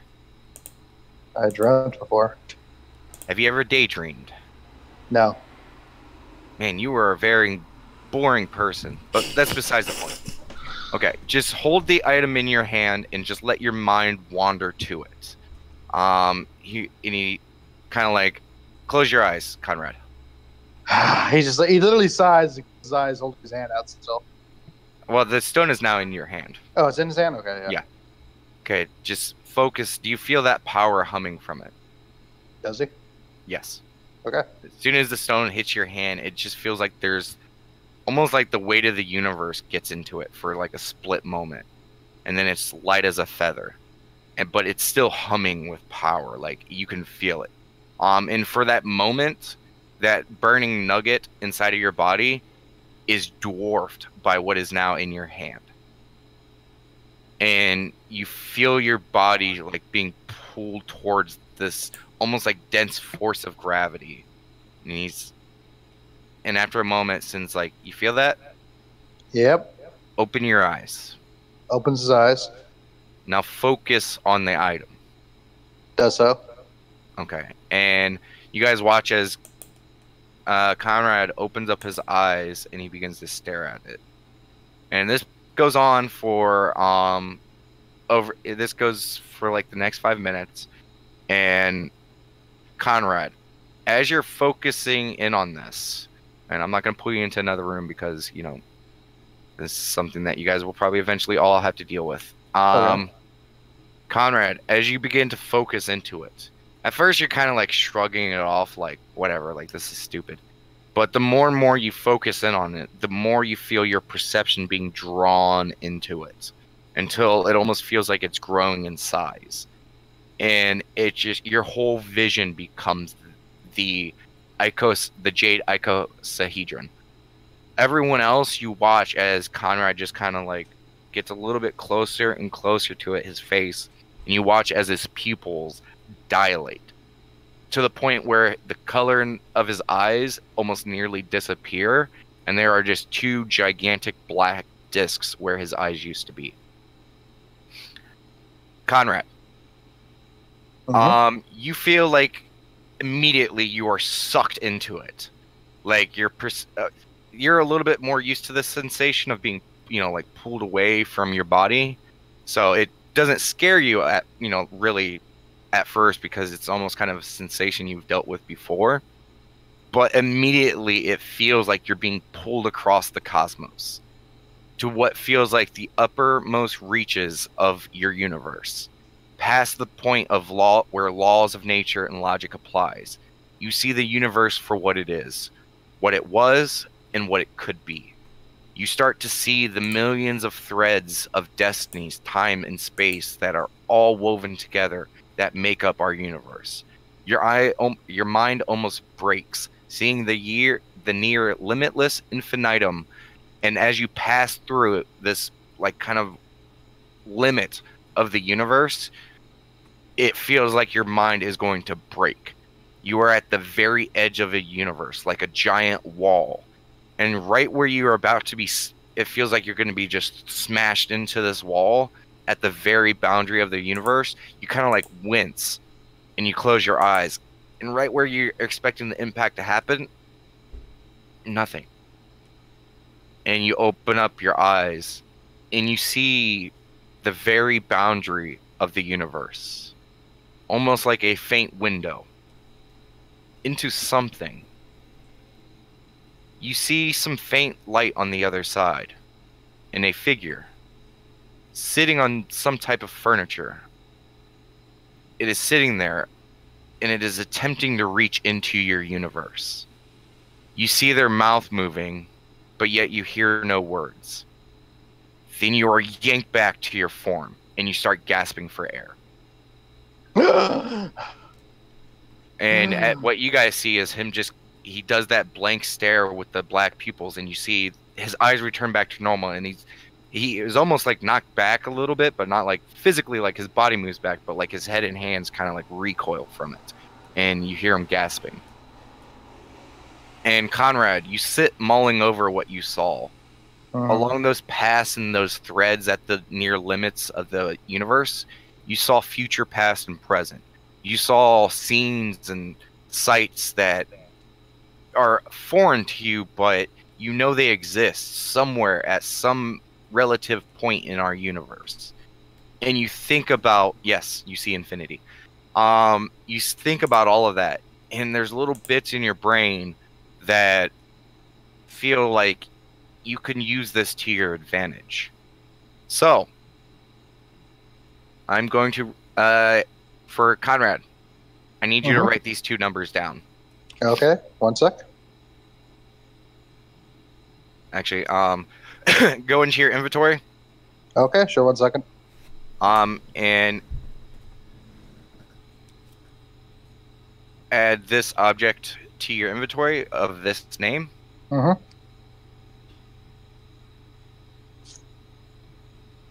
Oh yeah, did you actually put it down? 1 second. Yeah, just check the chat block. Okay, now I see it. Yeah. Okay, and I'll worry about the. Actually, I'll just go ahead and send you this so you can copy the relative information. Let me just pull up your item sheet real quick. Okay. So I can help you with this real quick so it goes a little bit quicker.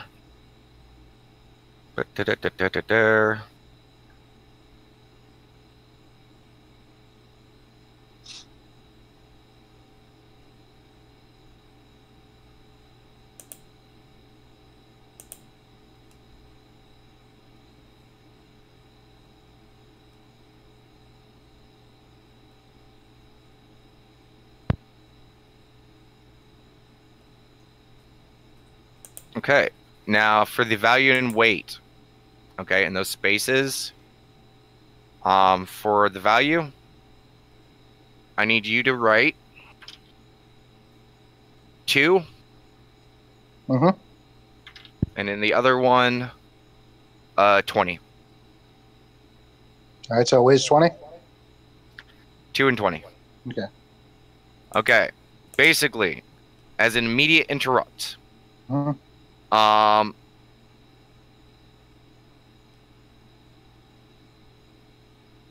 it's kind of a daily power, but it's It's a daily power, but you can do this twice as long as you have the power activated. Any D20 roll that you are present for, you may swap it with those 2 rolls I just gave you. Okay. There is no way to change this. So I'm gonna say, what is it? So.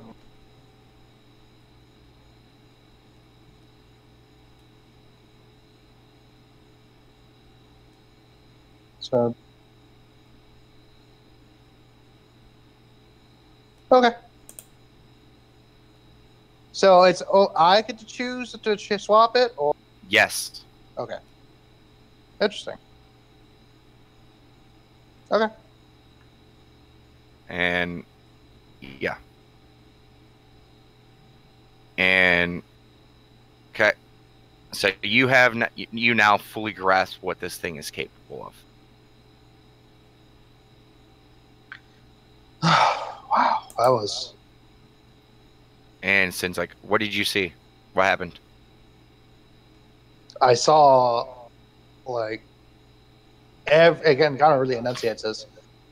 Everything, and then he'll relay what kind of exactly what he saw. Just shorthand it.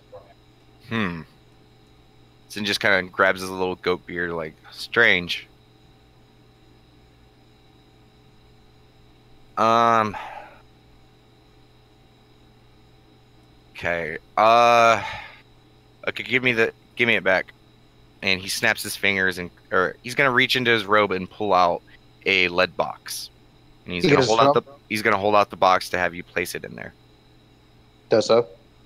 And it closes the box. Okay. I'm gonna hold on to this. And he looks towards all of you guys. This is up to you guys, but I don't think we should tell anyone what we found. I don't think so either. Because this is probably either an artifact of a god or something equal. Whatever this is capable of immense power, and I would not trust it to practically anyone, like, at all. Okay. I'll leave it up to you, Sin, to come up with what happened then. I mean, do we tell anyone about this? I mean, they're probably gonna wonder what happened.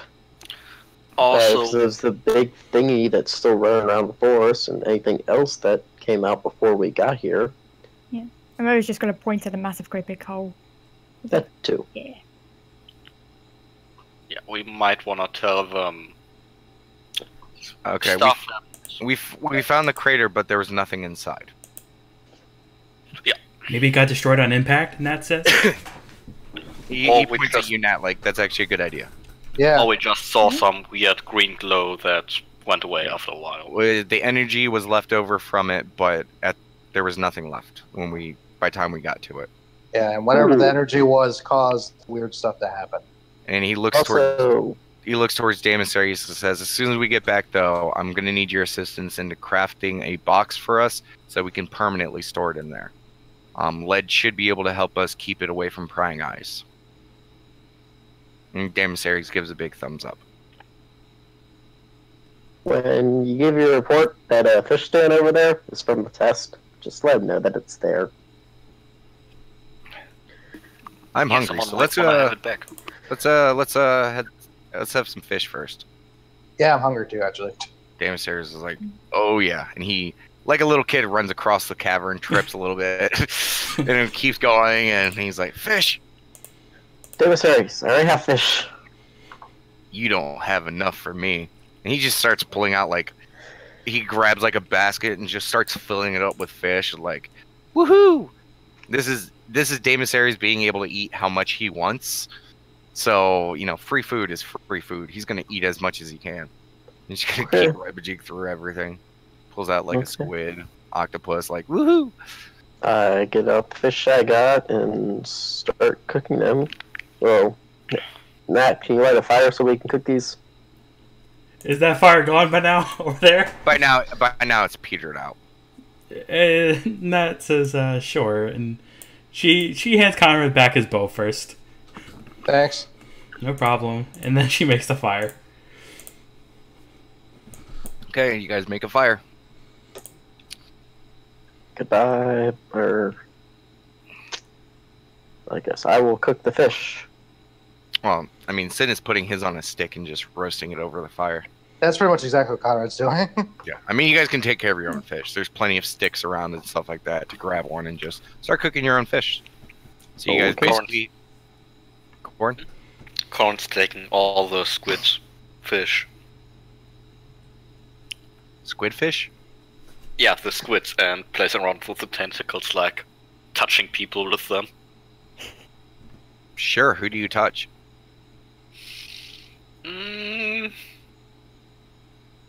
Probably not. Dragonfire mantle.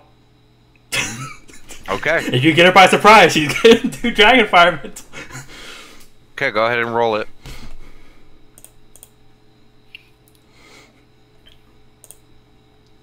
Yeah. He's like, yeah! Big Corn. You get... Court of Resilience. You, is that encounter? Yep. Okay. So you take no damage from that, I believe, or no? Yep. Yours is no damage, but your squid is now cooked. Thank you. And he just eats it. What? Warren. What? Everyone was standing around the fire. This is much easier. It's pretty well done too. Like, it's actually pretty good. Damn, you really need to start being a cook, or at least a cook here. Like, we could land you to Lady Cadmera, and that would be awesome. That really wants to hurt Corn right now. I mean, it's your choice. It's your character. Nah. Conrad, no, you really don't feel any difference. And now, since you're not holding the thing, you're pretty much just back to normal. You have the knowledge and stuff, and you can use it. Gotcha. Okay. Well, you're a little bit shaken up from what you experienced, and you're probably a little curious about what you saw, you know, that entity, but that's about it. Gotcha. I was just more wondering if it changed his mood considering his dream. No. And okay, no, not at all. I mean, at this point, you've probably had enough to distract you from your dream. You've probably settled down a little bit from that. You know, having to deal with the chimera, the strange shit just happening, then, you know, your weird vision you just had. Okay. But you guys spend the next, say, hour eating, drinking, having like a nice little lunch at this point. But you guys are, you know, finish up with your fish and chips. Yeah, what do you guys want to do? Well, I think this is all, so should we just head back? Sounds good to me. Still haven't figured out the whole undead situation. It's been here to investigate it and kind of couldn't. Well, we couldn't. Well, we'll tell them exactly what we found. You know, went to the undead site. It was, you know, the undead were removed. So was this, you know, plaque. We found this kind of weird thing, but it was destroyed on impact. So, if anything, it's more of we didn't come here what we were looking for, but we found something else interesting instead. Sim kind of looks at you, Conrad. He's like, no, we did learn a lot. Yeah. First off, we do know that someone is definitely behind all of these incidences, and it's apparently at least going to their plan somewhat, because they seem to be well prepared to be able to hide the evidence and gather up any resources that they felt were necessary. So, yeah, we did learn a lot. Someone is paying attention to all these situations. Someone's controlling it. They have their hand in it, and they are prepared to cover up any incidences. So, we did learn a lot. Question is who, though? That's the question. She's just going to continue eating the fish rolls, thinking. Also, giant jack-o'-lantern thingy. Yeah, that's Running also a thing. We might wanna post this as a kind of quest for the quest board. Well, I mean, do you think you could have caught that? No, that's why I'm saying someone else who's more adept at this kind of stuff would be good at doing this. I mean, I wouldn't worry about that creature. It seemed intent on just leaving. And how fast it kind of moved away. I don't think it's going to be too much of an issue, but I don't know. This is all odd. There's also something else that we have to think about. Kind of gets kind of quiet for a second. You know. What are you talking about, Conrad? There's nothing else we need to discuss. Okay, so there's something else for us to discuss, and there's nothing that we will tell anyone else about it. Afterwards, Yes, right? that is exactly what we are doing. And he kind of looks over at you, Ruya, and he kind of jingles his own coin purse a little bit. Just silently nodding and eating her fish. Okay. So we will never speak about it to anyone else ever. Oh, but we're going to talk about it lots. Like, there are going to be jokes about this later. Corn flies over to the emissaries. What he's talking about is the thing with Trevor. Just heads up. Matt just face palms. Usually I just ignore when you guys are talking about stuff I don't really think about, so... And he's just stuffing his face as he's saying that's like, I'm good. Like, he just give you this look like, look at me, man. Look how much food I have right now. I'm good. I don't care. It's like a little bit of, like, fucking octopus still hanging out of his mouth as he's still stuffing his face. It's a wondrous sight. So, what are we gonna tell the people about the thing we did with Cleric? Like the one we were sent to protect, what we did with her? What do you mean? I'm confused as well, Conrad says. That we're now best friends with her. Wait, what? Huh? Oh. Huh?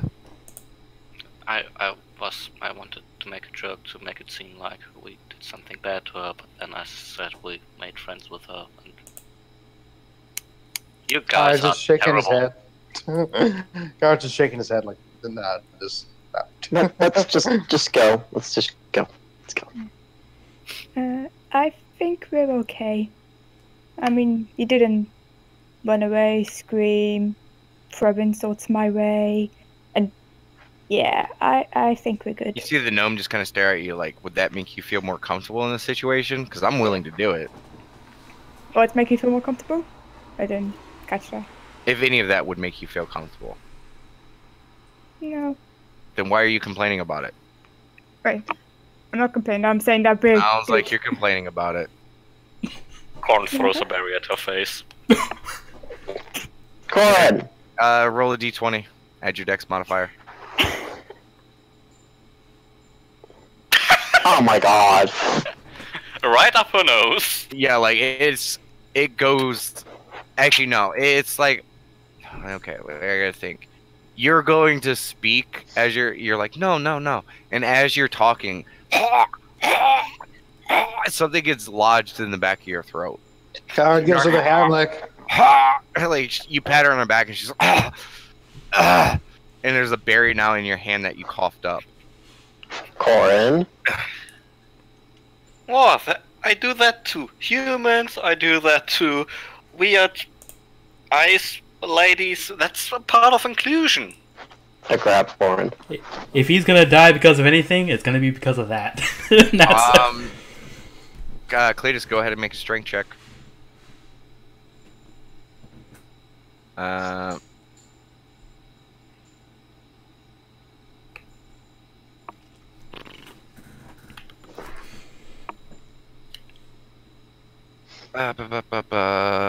Just give me a second.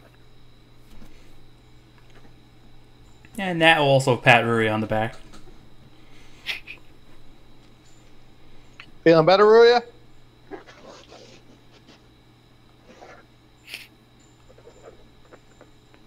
What the fuckness? I'm trying to. Oh, there it is.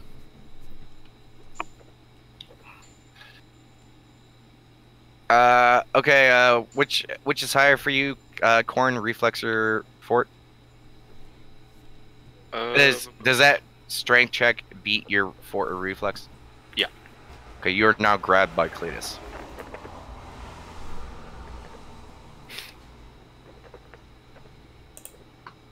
Let's go. And And Kill once Metaruya? again, I had to hit a free ride. Nice. Okay, so you I'm guys not start. grabbing you nicely. I'm like squeezing you. Yeah, and given Just his barely. hand size and the size of you, it's like just your head poking out. I mean, it's not hurting, but it's, you know. It's definitely not comfortable. He could I make mean- it hurt. He can choose to say it's comfortable or not. Like, if he feels comfortable in that situation, he's perfectly fine with it. Mm. Corin's comfortable. Not the first time he got grabbed like that. That's true. That's not the first time. Okay, so you guys begin to venture out? Yep. Yes. Okay.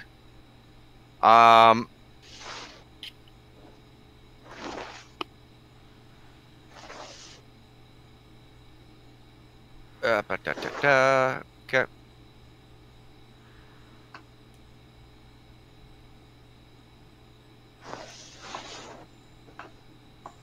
Okay. So you guys begin to make your way out of the woods. It is going to be slow going. As per usual, because you know this area is pretty fucking overrun still. But you guys begin to make your way out, and by the time you guys get to the edge of the woods, it is getting towards evening time. At this point, you guys can either A, try to push for the city, and you guys will have to do endurance checks to try to push against exhaustion, or camp out and then go over. And just to put it into context, tomorrow, the next day is not the day of the fight. It's the day after. Okay. So if you guys do want to, like, you guys are just like exiting the forest, and Damasarius kind of looks over like, so you guys want to try to push it or just camp out for the night?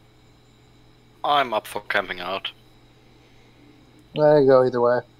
Let's just camp out. Yeah, camping sounds fine. Nat says. Okay.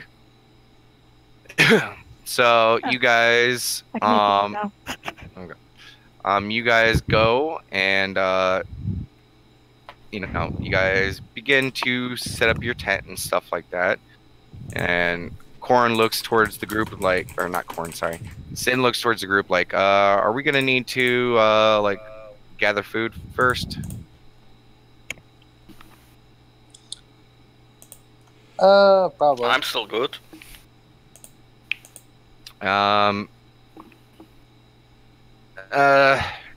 Sin kind of looks at you, Conrad, like, you think you could try to get us something to eat? We'll set up the camp. Sure. Maybe have someone go with you. Alright. Who wants to join me? Sure. I'll come with you. One Alright. thing, I'm still holding you, Corin. Yeah, unless you try to break from the grapple, you're still technically holding you. you know, you have to let me go if you want to eat tonight. No, I don't. Alright, Nat, you want to join me instead? I'm not I'm not good at it like Corin is, but sure. Also, Sin, could you do me a small favor? What do a you favor. What do you need? Do you think you could dry this flower for me? Yeah, sure. He snaps his fingers and it dries out quite a bit. Thank you.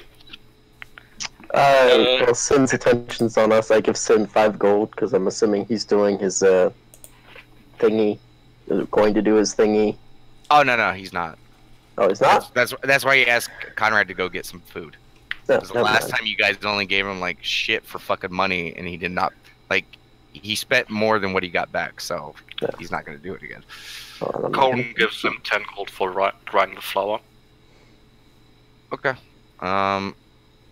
We got so much money. I mean, you say that like it's a bad thing. I'm in debt. I don't know what you're talking about. There's always a quick way to get rid of the debt, Corin says, jingling his coin for us. Give him a crush for me, Cletus. Just a little bit. Just crush him. I was talking about cleaning! You friggin' pervert! Crush him anyway! I remember what he did! Nat never forgot. Elephants never forget! Light squeeze. You're slightly squeezed. Not enough to hurt. You almost kind of like, hey! Like a little bit, but that's about it. Oh, I mean, he went too... free hugs! Yeah, he went too light on you.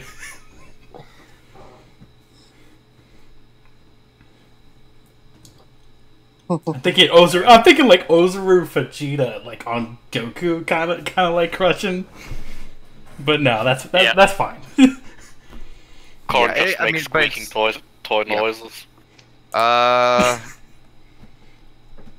Sorry, just give me a second. I'm setting something up because I didn't know which route you guys were going to be taking, so it's just a little bit of a change I need to pull up real quick.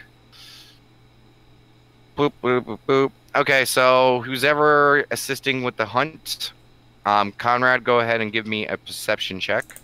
Will do. 1 sec. I'm helping him.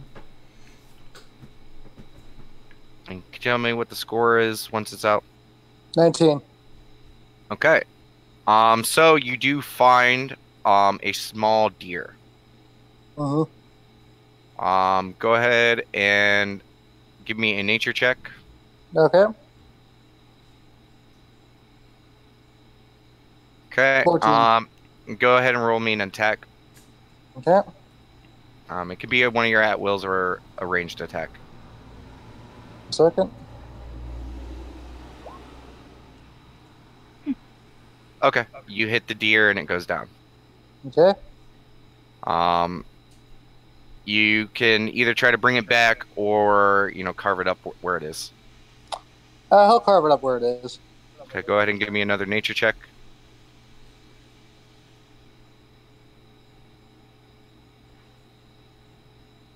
Okay, 14. you easy enough. Like, you easily get enough for, enough food for you guys for the evening, and probably a little bit to, cook into rations. Alright, we'll go back to the group with Nat. Yay. Okay. And it's easy enough. Hmm. Okay, now let me go ahead and boop. And boop. So whatever the group's not going to eat, he's going to make the rest into rations. Okay. Yeah, you got enough for probably about 15 rations, so just minus off for the party. Okay, so yeah, let's see. We got 8 of us, right? Yeah. Okay. Yeah, wait. Is it 8? I think so. Yeah. I mean, you 6? can see. Okay, yeah. All right. How many ever people there are? Okay, so yeah, okay, there we go. I'll fix that. Alright. So everyone's get a free meal for the night. Okay. And you guys spend like the next, it takes you about a good hour and a half to, track it down, kill it, and stuff like that. But after the hour and a half, Conrad and Nat come back, with their fresh new kill. Mhm. Just give me a second. Sorry, I'm working on some stuff in the background. But you guys are able to, and it's 7 people. Or no, 6. Sorry. Alright. No, 7. Okay. I'm an idiot. I'm like, wait, the Daylock's that there, but I'm like, oh wait, you got Ruia, so yeah, 7. So you guys, sit down, cook your food, eat it all up, and it is fucking delectable, like super delectable. It's fresh deer. I mean, you can't really get much better than that. I'm not letting Corin eat. And I Corin, helped. Corin, you can break out if you want to.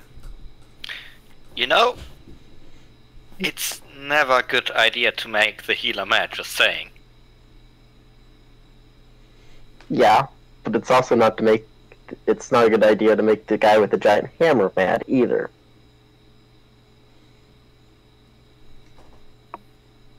No,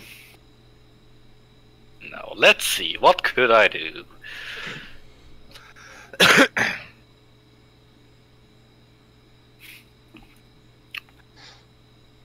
Words of friendship, diplomacy. Okay, what do you say?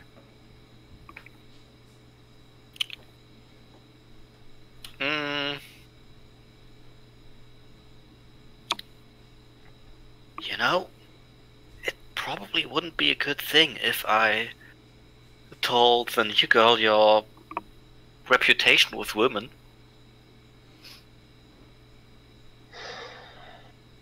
This is more of an intimidation.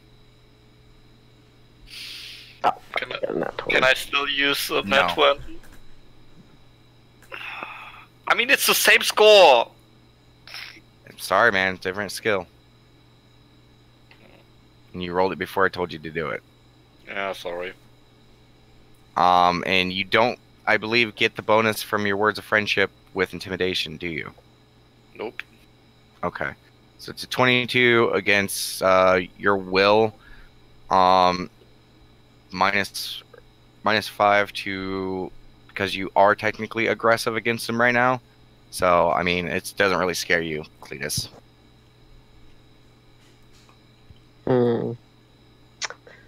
Apologize to her, and I will let you go.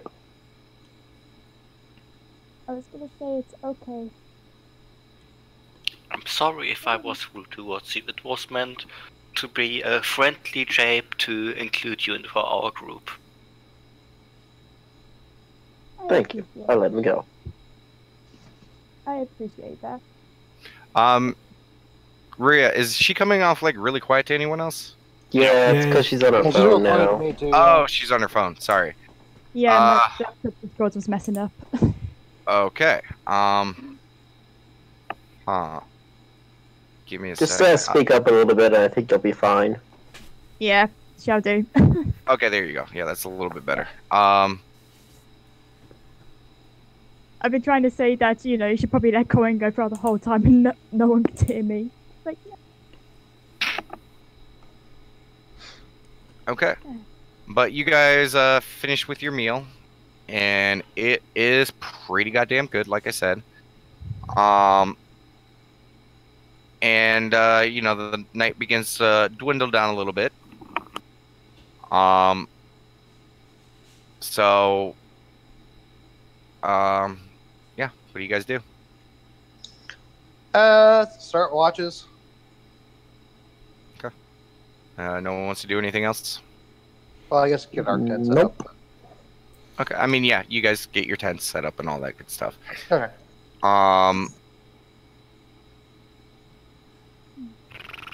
Sorry, I'm still doing stuff in the background. I'm doing super secret squirrel stuff because you guys took a path I did not think would happen. So I'm trying to balance it out. Okay, so who's going to be taking the first watch? Connor will. Okay, anyone else want to take watch with him? Corin will take watch with him.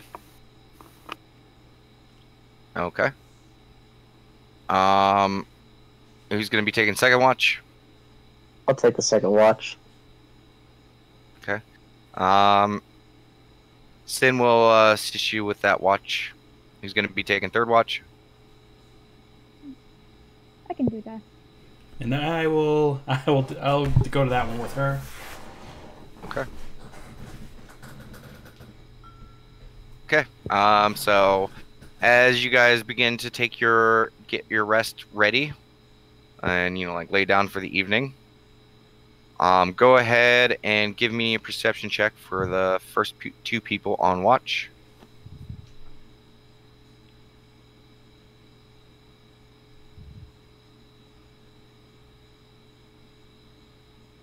Oh no.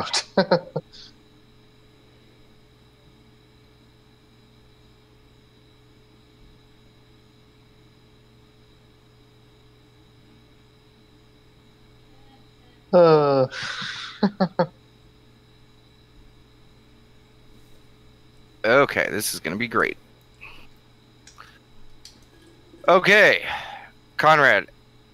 As your allies are beginning to fall asleep, you notice some snoring.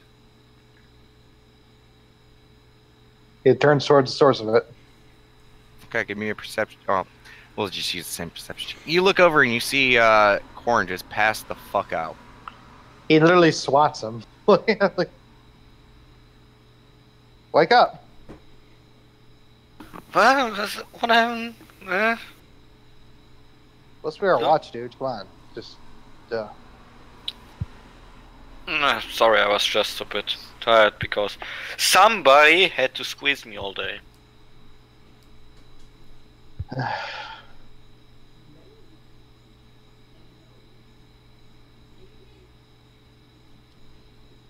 So should I make another perception check since I've been woken up, or? But now you're groggy and stuff like that, so no. Okay. Um, Could I still do a small action while groggy? what are you trying to do?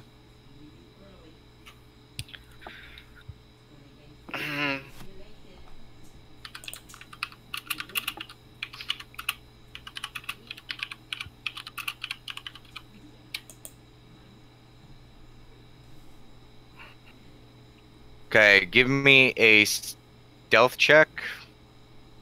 Okay. Yeah. Okay. I mean, Conrad's probably gonna notice it.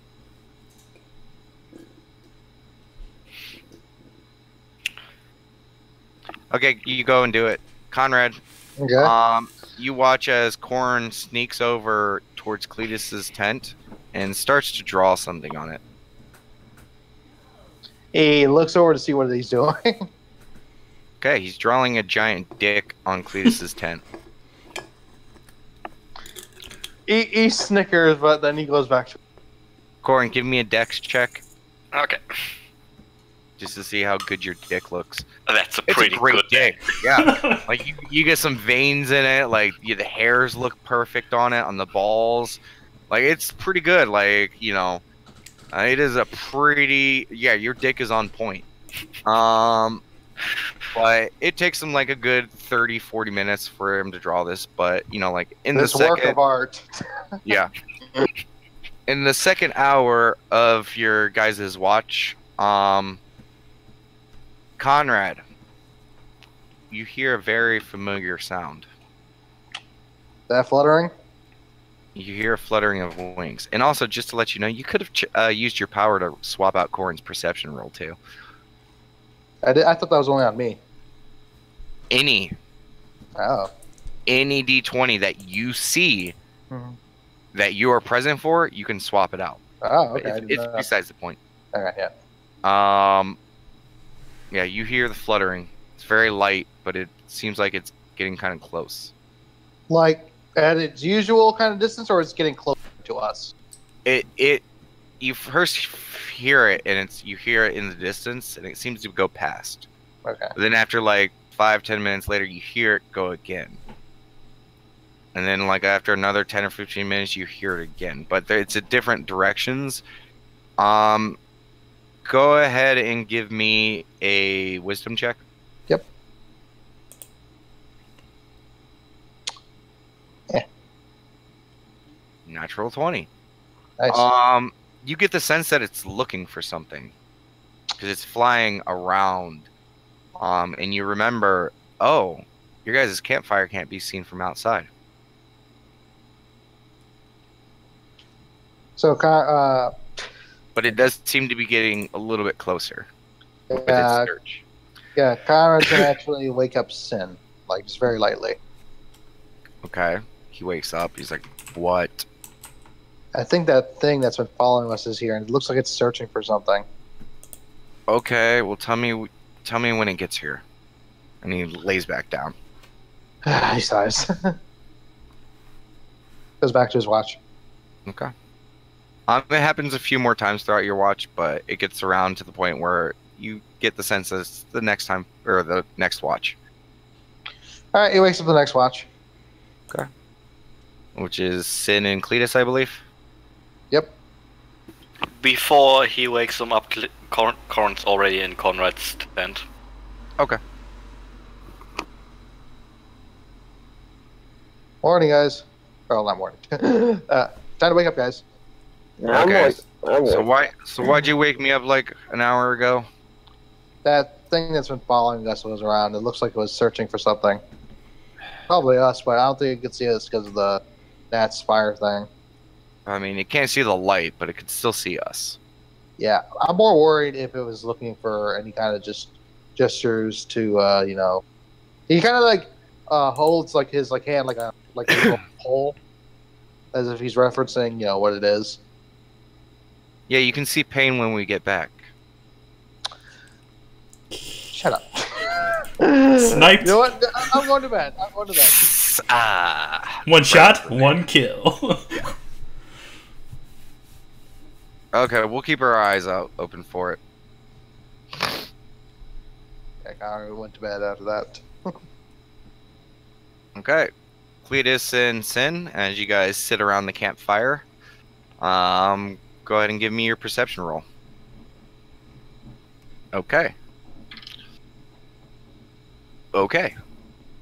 About an hour into your watch, you see Sin kind of like look. You see Sin do what? You kind of cut out there, Damon. Huh? You cut out. Oh.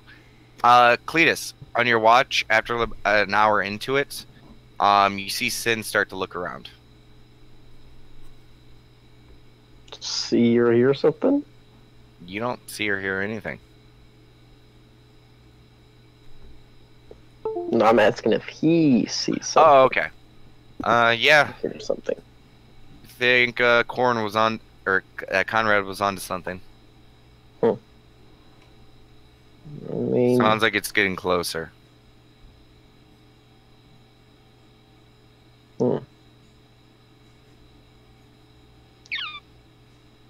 think we should wake everyone up, or is it just gonna circle around like it always does? I don't know. I don't think it's noticed where we are yet. It seems to be really far away.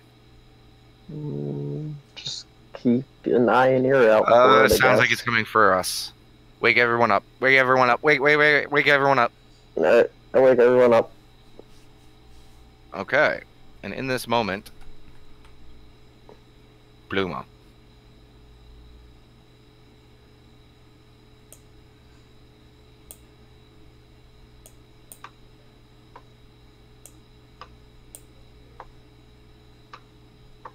Have we gotten our daily spec by this point? No, you have not. Question: has it been 4 hours by this point? For you, yes. So you would. Yes. Oh, good.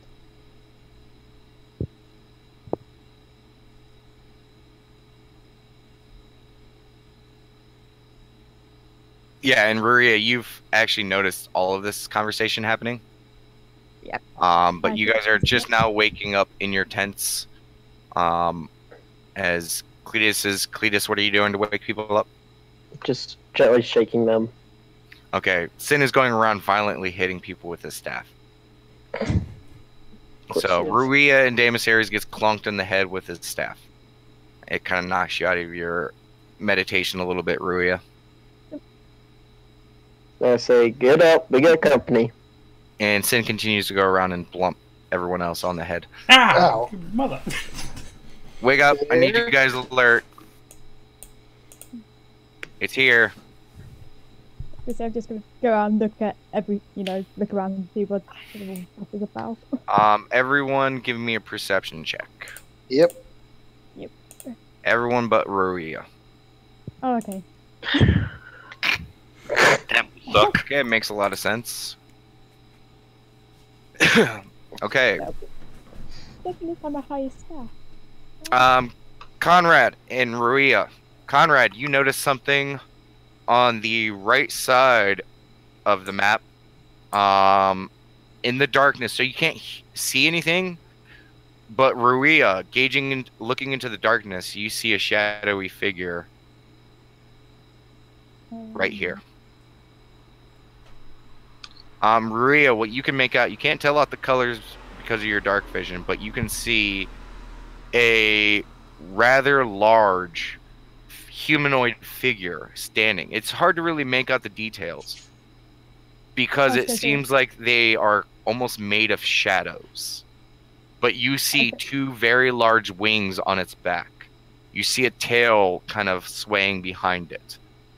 You can't tell what it is. All you can make out are that it looks like it has a tail and it has wings. I was going to say, I didn't see where you pointed. It's literally to the right. Just to the right. And I'm there on the right? Because I didn't actually see the red equipment. Okay, let go of your map real quick. Yeah. That's where it is. Yeah, did you pin it? Because I haven't seen any pins. Yeah, I've been pinning it, and I pulled your gaze towards it as well. What Zoom are you on? I'm on like, let me refresh with 420. Okay, yeah, because it should be showing up, because I pulled your vision to it. Yeah, I think I'm only seeing like a quarter of the map or something. Okay, yeah, then it's probably just need to refresh it. The Watcher's here. Sing, get naked. Already ahead of you. Wait, do you say that? No. Okay. Let me see if Sin would think of that. Actually, no, this is not the same situation. Oh, yeah. Do you see? Oh, yeah. Yeah. Yes, yeah. Right there. So... Again, Conrad, you don't see anything. You just get the sense that it's over here. You have no idea exactly where. You just get the sense that it's somewhere in that direction. I think it's to our right, guys. Yeah. Large humanoid, wings, and tail. How far away is it? Conrad gets his boat ready. Can I tell them? I mean, yeah, you can tell them, but you gotta tell them how many feet away it is. Yeah, let me just go do that. It's about 60 feet from where I'm standing. Okay. Matt, float the lantern over there. Oh, that's just from the fire. No, the lantern.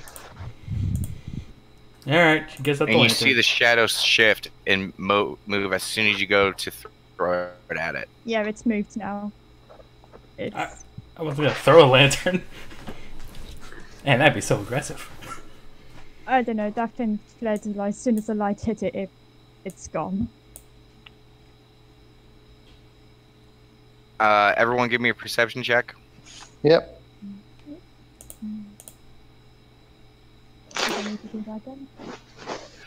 No, Ruia, you do not. Okay. Actually, yeah, give me one now, because now it's no longer in your vision. I only gave that to you because you were coming out of your tent and you could see it.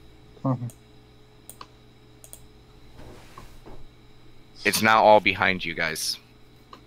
Other side! Again, no one else can see this. Ruia, you're the only one who can see it standing right over here. Okay. Same side all behind us now. So. And it's just kind of moving around. I don't think it's getting close though. It's just going around. It seems to be staying in the upper limit of where the darkness and vision is. Yeah, so like Ruia's the only one who can actually track this. We get the sense each side, right? Yeah, Ruia is the only one who right now can see it. Okay. Yeah, I'm just every time it's moving, I'm just following its steps, just staring at it. Ruia, where's it going? What do you want? For now, to observe. A strange lot you are. You come to this land and you perform all sorts of strange acts.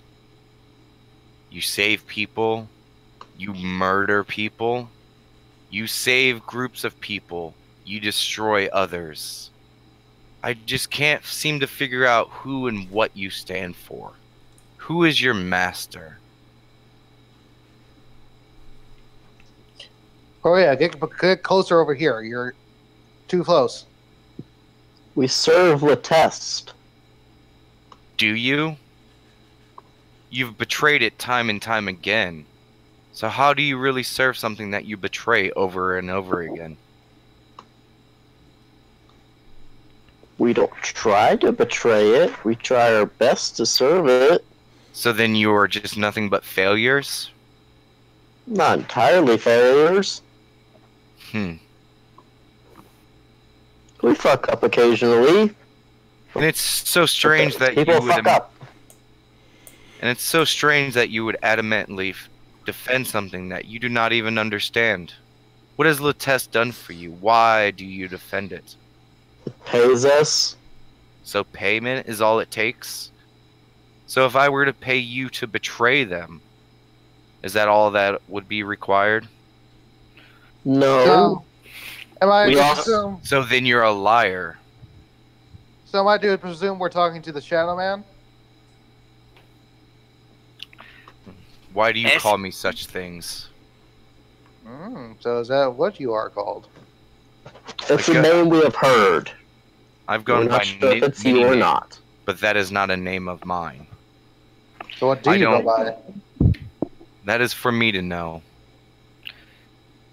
We serve ourselves. We serve what we think is right. We serve our own morals. We serve our own goals, just like anybody does in life. So your moral alignment allows you to follow people who are willing to tax and burden people to hunger, starvation, losing everything they have, turning themselves into rebels and prisoners. I bet you don't even know how many people were in prison that day. Well, What day? Ask your friends, they know what I'm talking about. Or did they not tell you everything? I Do wouldn't you be mean the Platinum surprised. Band? No, I'm talking about you. I think she's talking about the time that the people rebelled against Latest and we put down. Killed them, imprisoned them. Some were just children. Some never picked up a sword in their life, and yet you attacked them. For what? On a whim of an order?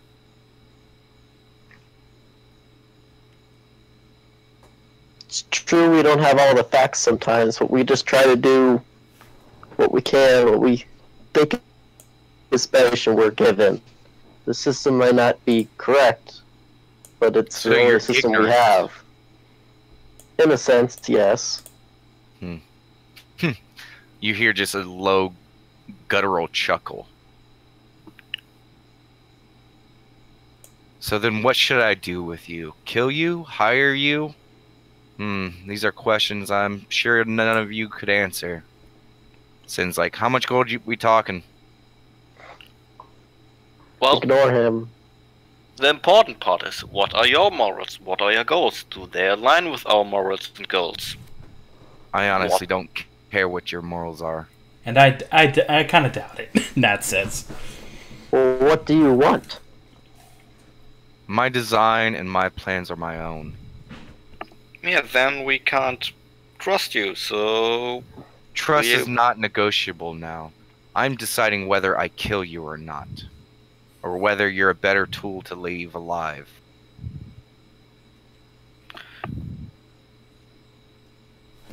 Well, we'd rather not die, so if there's something you see us about to do that you think is bad, you can let us know and we'll not do it. You hear another chuckle. You seem to be wrapped up in the light. I should end that. And behind you guys, the fire fades.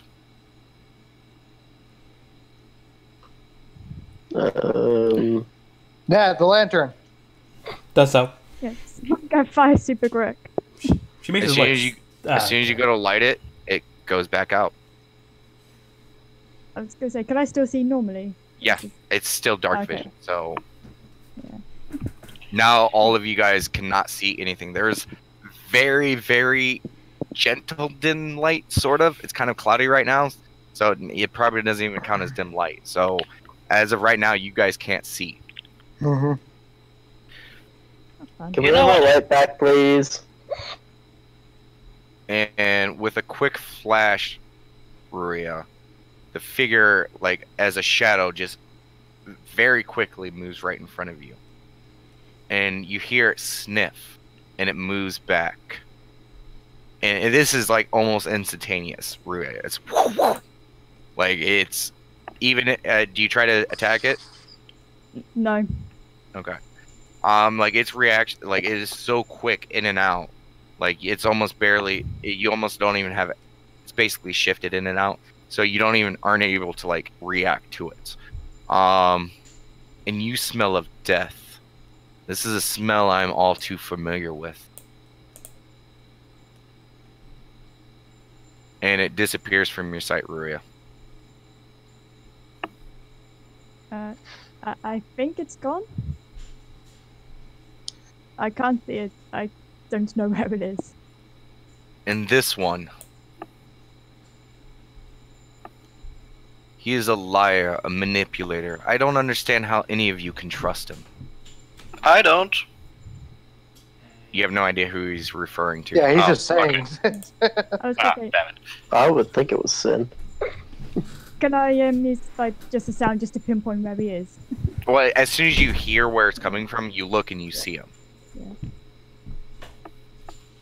If And you're this- talking about Sin, you're right. We know he's a liar. We know he's a manipulator. But he's also saved our life multiple And he times. disappears again, Ruia. And he appears over to here. And this one, lacking honor or morals. How many times would he betray you again and again for his own goals and views? Pathetic. They haven't done so yet. And he shifts again. And this one, what does he even stand for? Money? Gold? Treasure? Those are just but a means to an end. None of you even know what that goal is. He doesn't Is stand. He doesn't so stand. sad. He flies. That's what Nat. That's what Nat retorts. In this No. one, I saw that transformation. You are a devil, not a tiefling. No tiefling roars with such devilish blood. And one doesn't smell this infernal as a tiefling. And this one, too dumb to even care. Hey, Why do you follow these people? Well, And How's it now going? that it's up close, Maria, again, and it's not like immediately disappearing, it's still hard to make out, but this figure is standing almost 8 feet tall. So it is massive compared to you. yeah. And its wings outstretch. And Cletus and Nat and probably Conrad, you guys feel the wind move as he unfurls his wings. You guys don't see this, but you do feel the wind kick up a little bit. And you watch as almost a 10-foot like wingspan fully out sprawls That's out. Can I do any sort of check since he's so close just to get an idea of what he is?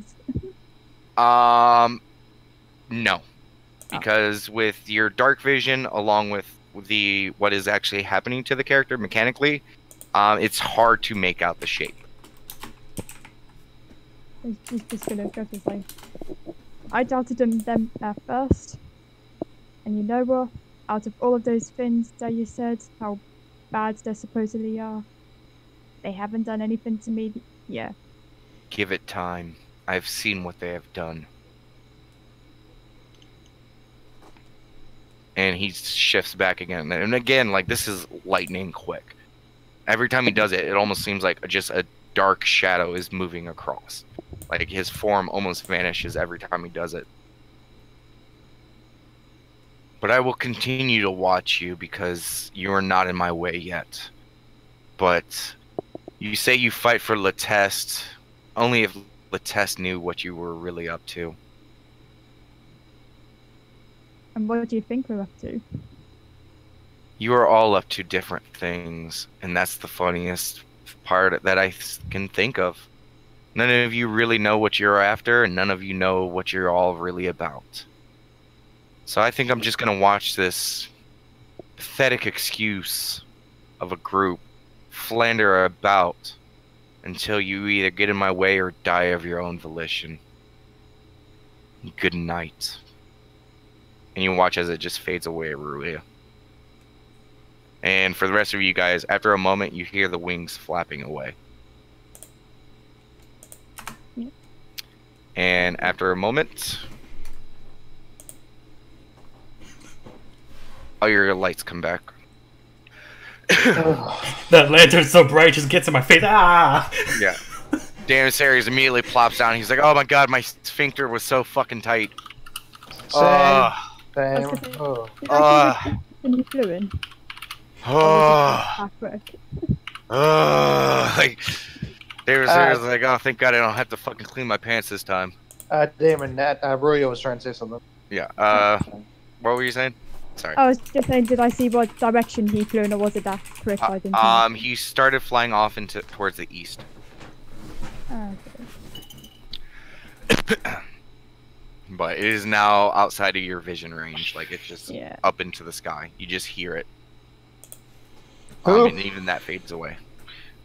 You know, I know he wasn't a nice guy, but calling Ned too dumb to care, that's really not nice. That was close. Yeah, and Corrin's not that much of a liar. Yeah.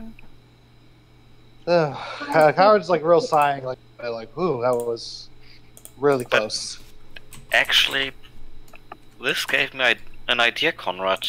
Maybe we've been thinking about your situation wrong the whole time. We always thought you're a tiefling turning into a devil. What? This isn't supposed to sound mean, but what if you're a devil that was turned into a tiefling? What? He has human parents, Corrin. Like, we know this already. Yeah, but... I don't know. Just... Maria, what did you see? 'Cause Again, you seem to be the only person who saw anything. large humanoid figure, brins, tail. To be honest, looks very shadowy. I couldn't even figure out what the guy was. Kind of rubs the bridge of his nose. He's like, so I know it said that's not its name, but that was basically the Shadow Man, right? Yeah, it sounds like it. He certainly acts like it. Yeah.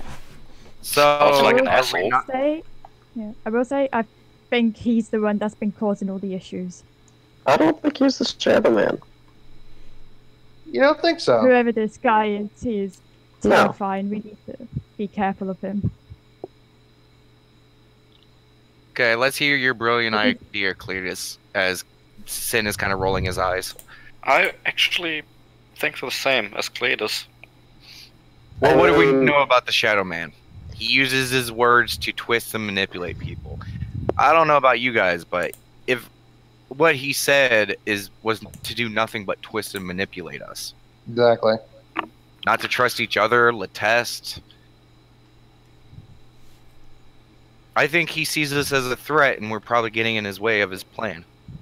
Well, no, if he saw us as a threat, he would just outright kill us.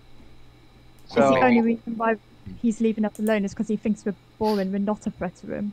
exactly. He's ready to Or- either kill ourselves or we become a threat. Or He thinks what we're doing is lining up with what he wants. Maybe we're falling right into his plan. Also possible. And he just kind of rubs his chin beard. He's like, so basically, no matter which route we take, we're basically fucked. Kind of. Yeah. Yep. Man, also, this maybe is- he did a double bluff, and Or a triple Probably. bluff. maybe penta buff. Quad buff would be stupid. I mean, nobody does that, but penta Yeah, buff. it's bad luck. Yeah. Sin just kind of shakes his head, and Daenerys just plops down on his bed like, I mean, next time I'll just hit him. That's a good idea. But Yeah. he is right about one thing. We might want to be a bit more open about ourselves if we, let's say, don't want it to come to what he wants it to come to, with us not trusting each other. He does have a point. We don't exactly know everything about each other, and that's exactly the kind of stuff that, as you can kind of see, he was trying to use to his advantage. Yeah, I mean, you guys don't even know that I'm secretly a dragon. Connor just rolls his eyes, like, just...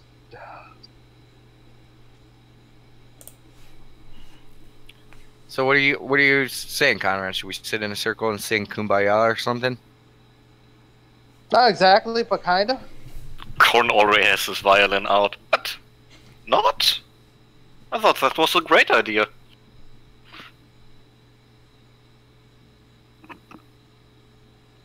I mean, the alternative is, the Shadow Man does what he does best, and, just sows the seeds of discontent.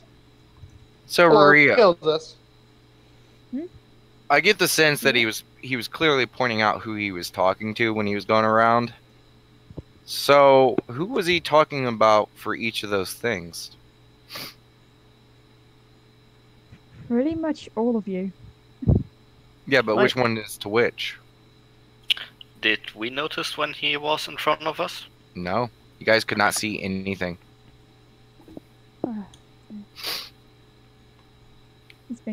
I gotta think about this now. You guys only felt the wings when he did at that one time because he was actually using them to move. The rest of the time, it was not winged-based movement. Shadow warping. I was just gonna point us in and says, "You're manipulating." True. Fair enough. Mm-hmm. Kind of grabs his robe. He's like, that's the curse of being the smartest person in the room at all times. As he looks towards the sky, kind of like looking like a scholarly gentleman, and saying something very assholey. It's kind of conflicting, but. She's pointed at Damo and is like, "Yeah, he says you're too stupid to even care." He shrugs his shoulders. He's like, I care. He doesn't care. He kind of looks down and a little bit depressed, like, I care. Yeah, I mean... There was Aries. Pat. So far, 2 out of 2 things have been wrong. Sin hasn't betrayed us so far. Demissaries does care about his friends. Of course, I've never lied or betrayed to any of you guys or manipulated for my own gains. Yep. Corn's I'm right. saying betrayed as in I haven't woken up with a knife in my back yet. Sure, you have not had a knife in your back. Also, that would be a really tiny knife, and I don't know you could hold that properly, and I mean, you probably know if you got a really tiny knife, but that's beside the point. So what else did he say?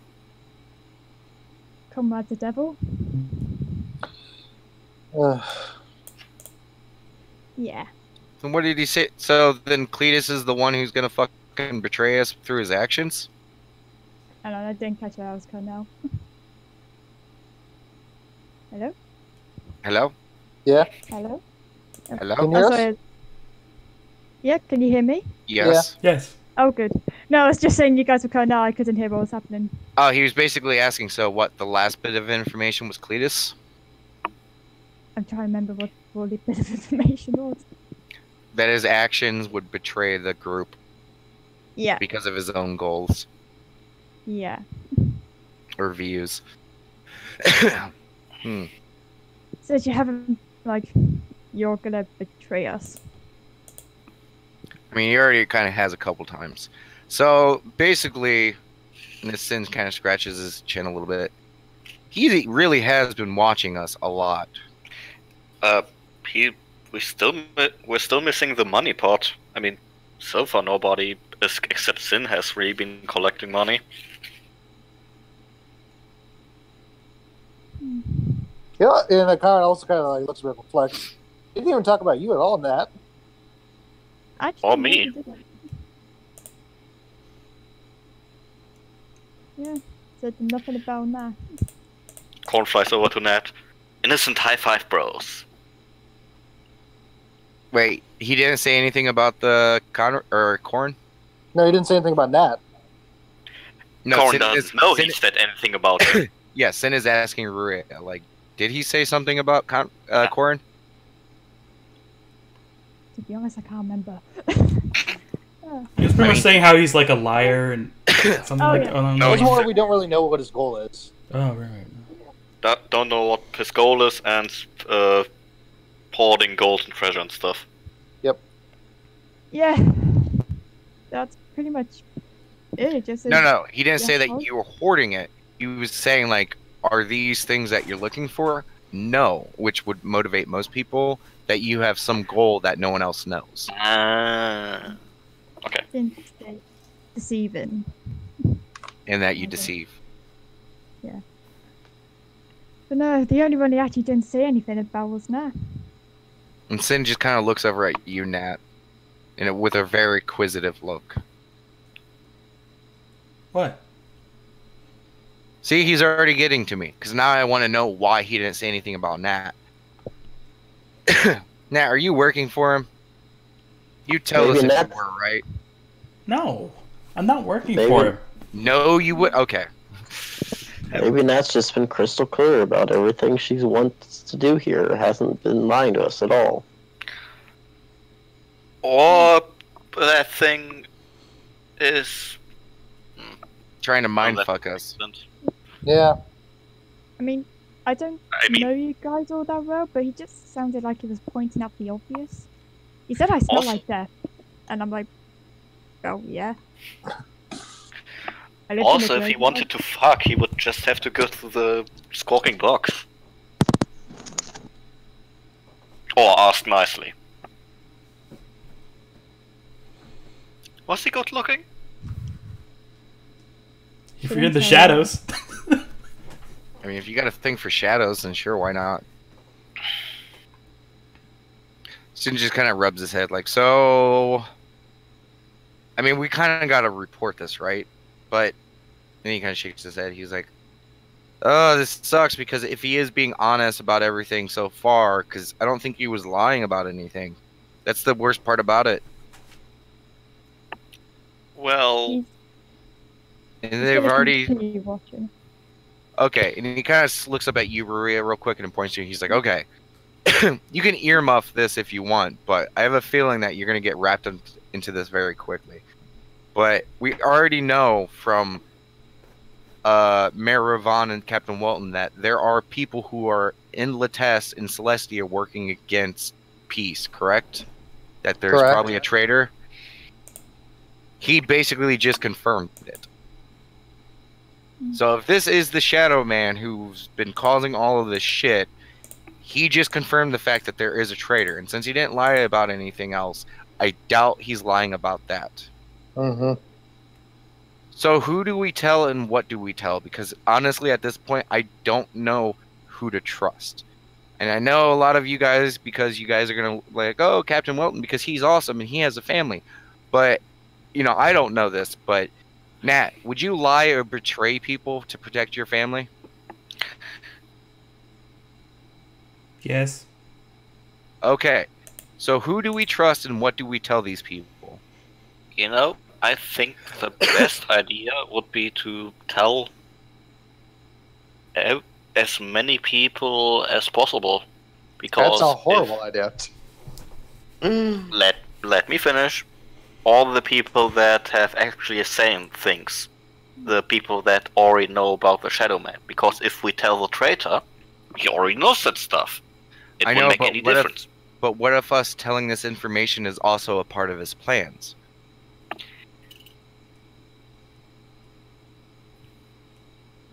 It works two folds, Corin.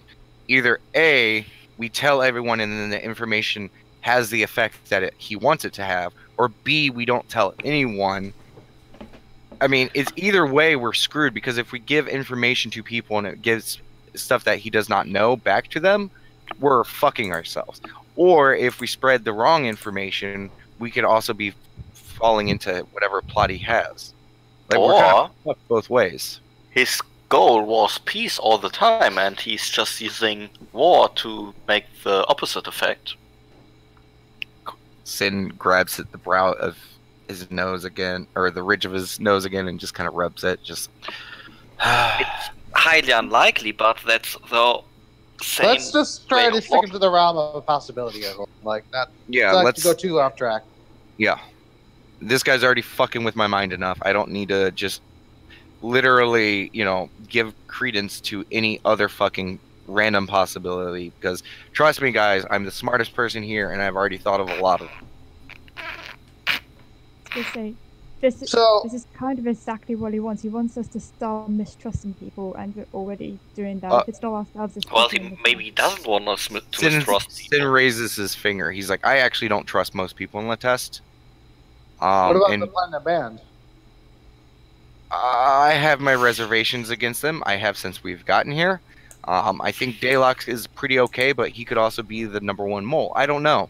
I honestly, we don't know. And he points over at Nat, and then he points over at Damasaries. And before either of you two idiots react to this, I do trust the rest of you. Aww. Shut up.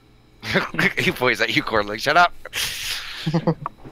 Don't make this into a thing, okay? But I do trust you all. So should we, going forward, just say what we need to say, bare minimum, or do we just say, like, what do we do here, guys? He just kind of sits down and like kind of collapses a little bit, like this moment of just tension in his head of him thinking like all this craziness. He just kind of plops down and goes like, ugh. He seems very aggravated in this situation. I definitely do think that we start to be a bit more need to know with some of the stuff that we encounter, because as we kind of seen with that object, some stuff is just a bit too powerful for us to just casually be callous about it. Ooh, good idea, Conrad. He didn't say anything about the item. I don't think he knows about it. Probably not. So this may be the one thing that he does not know. I mean, what item? I don't know what you're talking about. It's okay. It's in a lead box. We're kind of protected from someone prying on it. Yeah, but he can't hear us, jackass. I mean, is he here, Ruia? I can't see him. We didn't see him when he doesn't found out all the other stuff about us. But we heard him though. Yeah. But I mean, okay, fair point, Corin. But that just means that he may have spies all over the place. Yeah, but he doesn't necessarily have to be there to know this stuff. Because I don't know about you guys, but did you guys see a shadow man when we were raiding that place? No. So that means at least someone there is told him the information. Or he has other ways of spying on people. Again, that's the rabbit hole thing, so let's not... Sin kind of grabs his chin for a moment. He's like, no, Corn is right. I do know of many magical means to spy on people and observe situations, but I don't think he could see everything with those means. Yeah. Plus, from what I've been learning about Elois, is scrying magic tends to not work as great. Well, Sin, you can turn invisible. Why couldn't he? I mean, invisibility is... I mean, not everyone can do it. And thus far, he has not turned invisible. As far as we know. He's just moved very, very fast. I don't think... So he's fast? Very fast. So that does kind of confirm some of our suspicions. Remember the goblins, guys? Yep. Yep. So I think that's probably the same person. That's what I thought. And remember the squawking box incident? Yep. Yeah. Remember how he always kind of seemed to, like, it was hard to, like, track him and stuff when we were fighting him, and it seemed like that cloak he had was, like, kind of hiding everything? Yeah. Wasn't he kind of human-sized back then? This That's seemed true. more like a creature than a humanoid. I mean, unless that cloak has some property to hide some stuff. Which is the same rabbit hole as invisibility. No. How tall is the tallest person in the group? The tallest person is Damasaries at 7'6", I believe. Yeah, he's taller than Damasaries. Damasaries is like, oh, that's a scary thought. Yeah, when we saw that guy in the squawking box, he was not that big. And Sin's like, well, again, like, what if the cloak that he was wearing? Because it seemed to hide every feature about him. And then again, who says that he wasn't just a pawn of the Shadow Man instead of himself? Yeah, I'm not saying without a doubt it's the same person, but it's just I don't know. It just seemed like he was a very shadowy figure, and he was fast.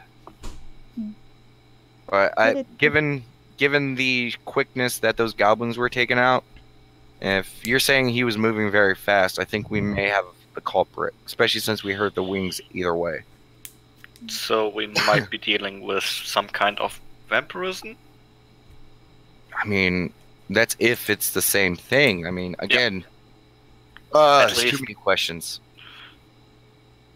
I will say this: he did sniff me when he said I smelled of death. I couldn't even tell what his face looks like. Wait, That's how that close he also was. gives us a clue. It has to be some creature that is based on smell, which would align with the vampire thought. Well, I mean, do you know that, Corn? How much does Corin know about vampires? You already rolled on it, and you did not roll very well. Okay. You have no clue if vampires rely on smell. And Cletus, Okay. you rolled on it. Hello. You understand that vampires, they have no problem seeing at night. You didn't really. You've again a lot of your knowledge, even though you rolled well, it's based on just old wives' tales, stories, and stuff like that. So you've heard even like misinformation of things that contradict each other. But as far as sense of smell, you're not quite sure. But you do know that they have no problem seeing at night. Still They point are creatures of stands. the night.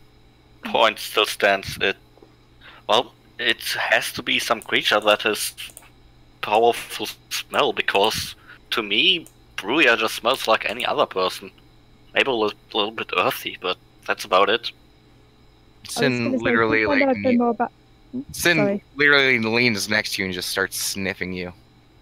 And the dragonling also flies over and starts sniffing you, and that one gets uncomfortably close to your face. Corn also flies over and starts sniffing her just to be uncomfortable. Yeah, you now have 3 small creatures just sniffing at you. Yeah, she's standing still. Brian. Maybe a bit of roseberry. I was gonna say, can I do a check on the vampire thing since I've got more specific information about undead? Yes. imagine. Okay, let me go ahead and pull up the information real quick. So I have it. Just give me 1 second. Ba, ba, ba, ba, ba, ba, ba, ba.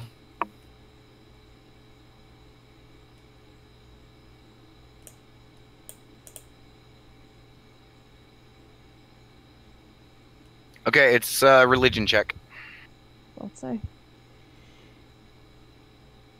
Okay, and I'm gonna give you a bonus because of you did read that one book. Okay. What you know about vampires is that a lot of the information about vampires contradict each other. And the reason for it is because there's no singular type of vampire. Vampires are made in two ways. They are either turned by a master, or they are created through a dark ritual. The ritual, it creates a more powerful type of vampire, which are referred to as vampire lords. And each vampire lord can have varying types of powers, abilities, things like that. So, in any vampire that they create usually have like a lessened ability of whatever they have. So that's why like some folklore and a lot of stories seem to contradict each other, because sometimes they do. They are, some folklores are like they're hampered by running water or repelled by garlic, and they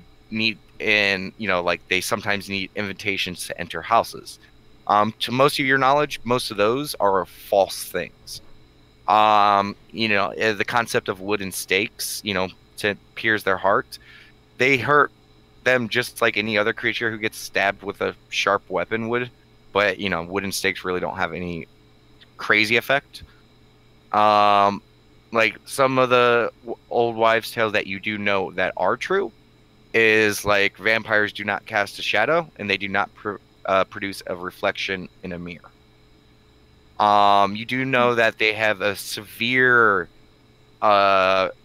vulnerability to the sun and radiant damage, and that if a vampire wants to travel outside, it is possible, but any direct contact with the sunlight will start hurting them very badly. Enough to where if a vampire was like wrapped up in a cloak and no skin was really like, like covering, and then you ripped the cloak off, it'd probably survive maybe a couple rounds before it would die. Maybe, depending on how strong it is. But what was there any particular information you were looking for? Yeah, it's like in specifically the smell with the reliance. Okay, you do know that vampires have basically dark vision, so they don't need to rely on the sense of smell, and there is nothing that you remember that specifically says vampires do have a strong sense of smell. You did hear in the book and later the chapters when it was talking about a specific vampire lord that is a little bit more famous, that its hearing was so keen that it could tell where someone was based on their heartbeat. But there, you don't really. I mean, again, it's kind of like in the misinformation section of that book of like just things that people have said or stories. Sense of smell does pop up with garlic. Like they don't like the smell of garlic, but you don't know if that's fact, true or false. And it doesn't really mean whether they have a sensitive nose. It was just garlic itself. But again, like that, nothing concrete on the sense of smell. But you did say here that some of them can have very keen senses. Yeah, and that whole light thing, is it just sunlight or flame or both? It's sunlight. Sunlight. Just sunlight in particular. Yes, it is direct sunlight and radiant damage.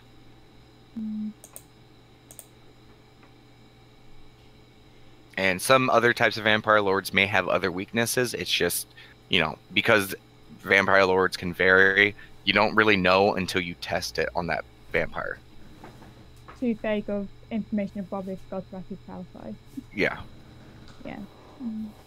The problem is, and even your book goes in and explains it, like a lot of the problem with vampire lore is because they vary and there are so many just different stories about it, it's hard to like weed through what's real, what's fake.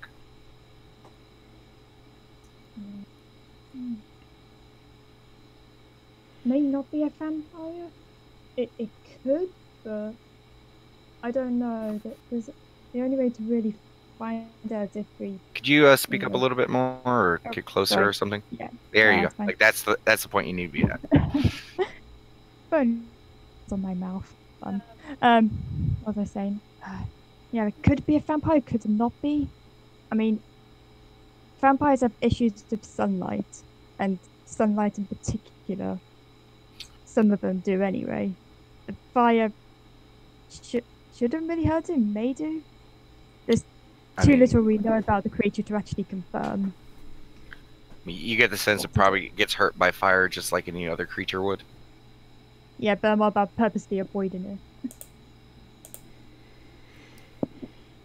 So the only real way to figure it out is to fight it, and I do not want to fight that. Yeah. I do. Damasaris raises his hand. Of course you do. It was big. It We was also big. killed like 50 goblins. Remember that? I think I could kill 50 goblins now. Of course I could. Then why didn't you punch the dragon? I mean, that's a little different. Yeah, no, that's. So let's all agree right now, like no one can talk shit about being afraid of that dragon. Yeah. I may have shit my pants, but I'm sure most of you guys were pretty close to shitting yours too, or pissing them, one or the other. The dragon is at least 1,000 goblins. Damasaris starts counting on his hands. Who would But he win? doesn't get far. Dragon-sized goblin or goblin-sized dragons? Sin kind of looks at you, Corn. That's besides the point. So what do we do to fix this situation?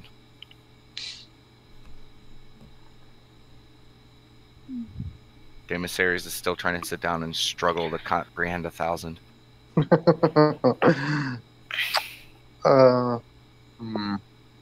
First of all, we try not to kill each other. Okay, that's a good step one. Yep. Yeah. So what do we do? Do we have a share circle? think it might time to do that. Actually, we gotta know that we can trust each other. Corin like, oh, fine. And Dave Mysterious is like, stops what he's doing, like, yay, claps his hands together. It's like, and Sin just kind of looks towards the group. He's like, so, who goes first? And that's where we're gonna end tonight's session. Hey. And that one time at Scout Camp. We'll get to that next week. Man, I did not know that this was going to turn into a sharing circle moment. Well, it makes sense considering the situation. Yeah, kinda.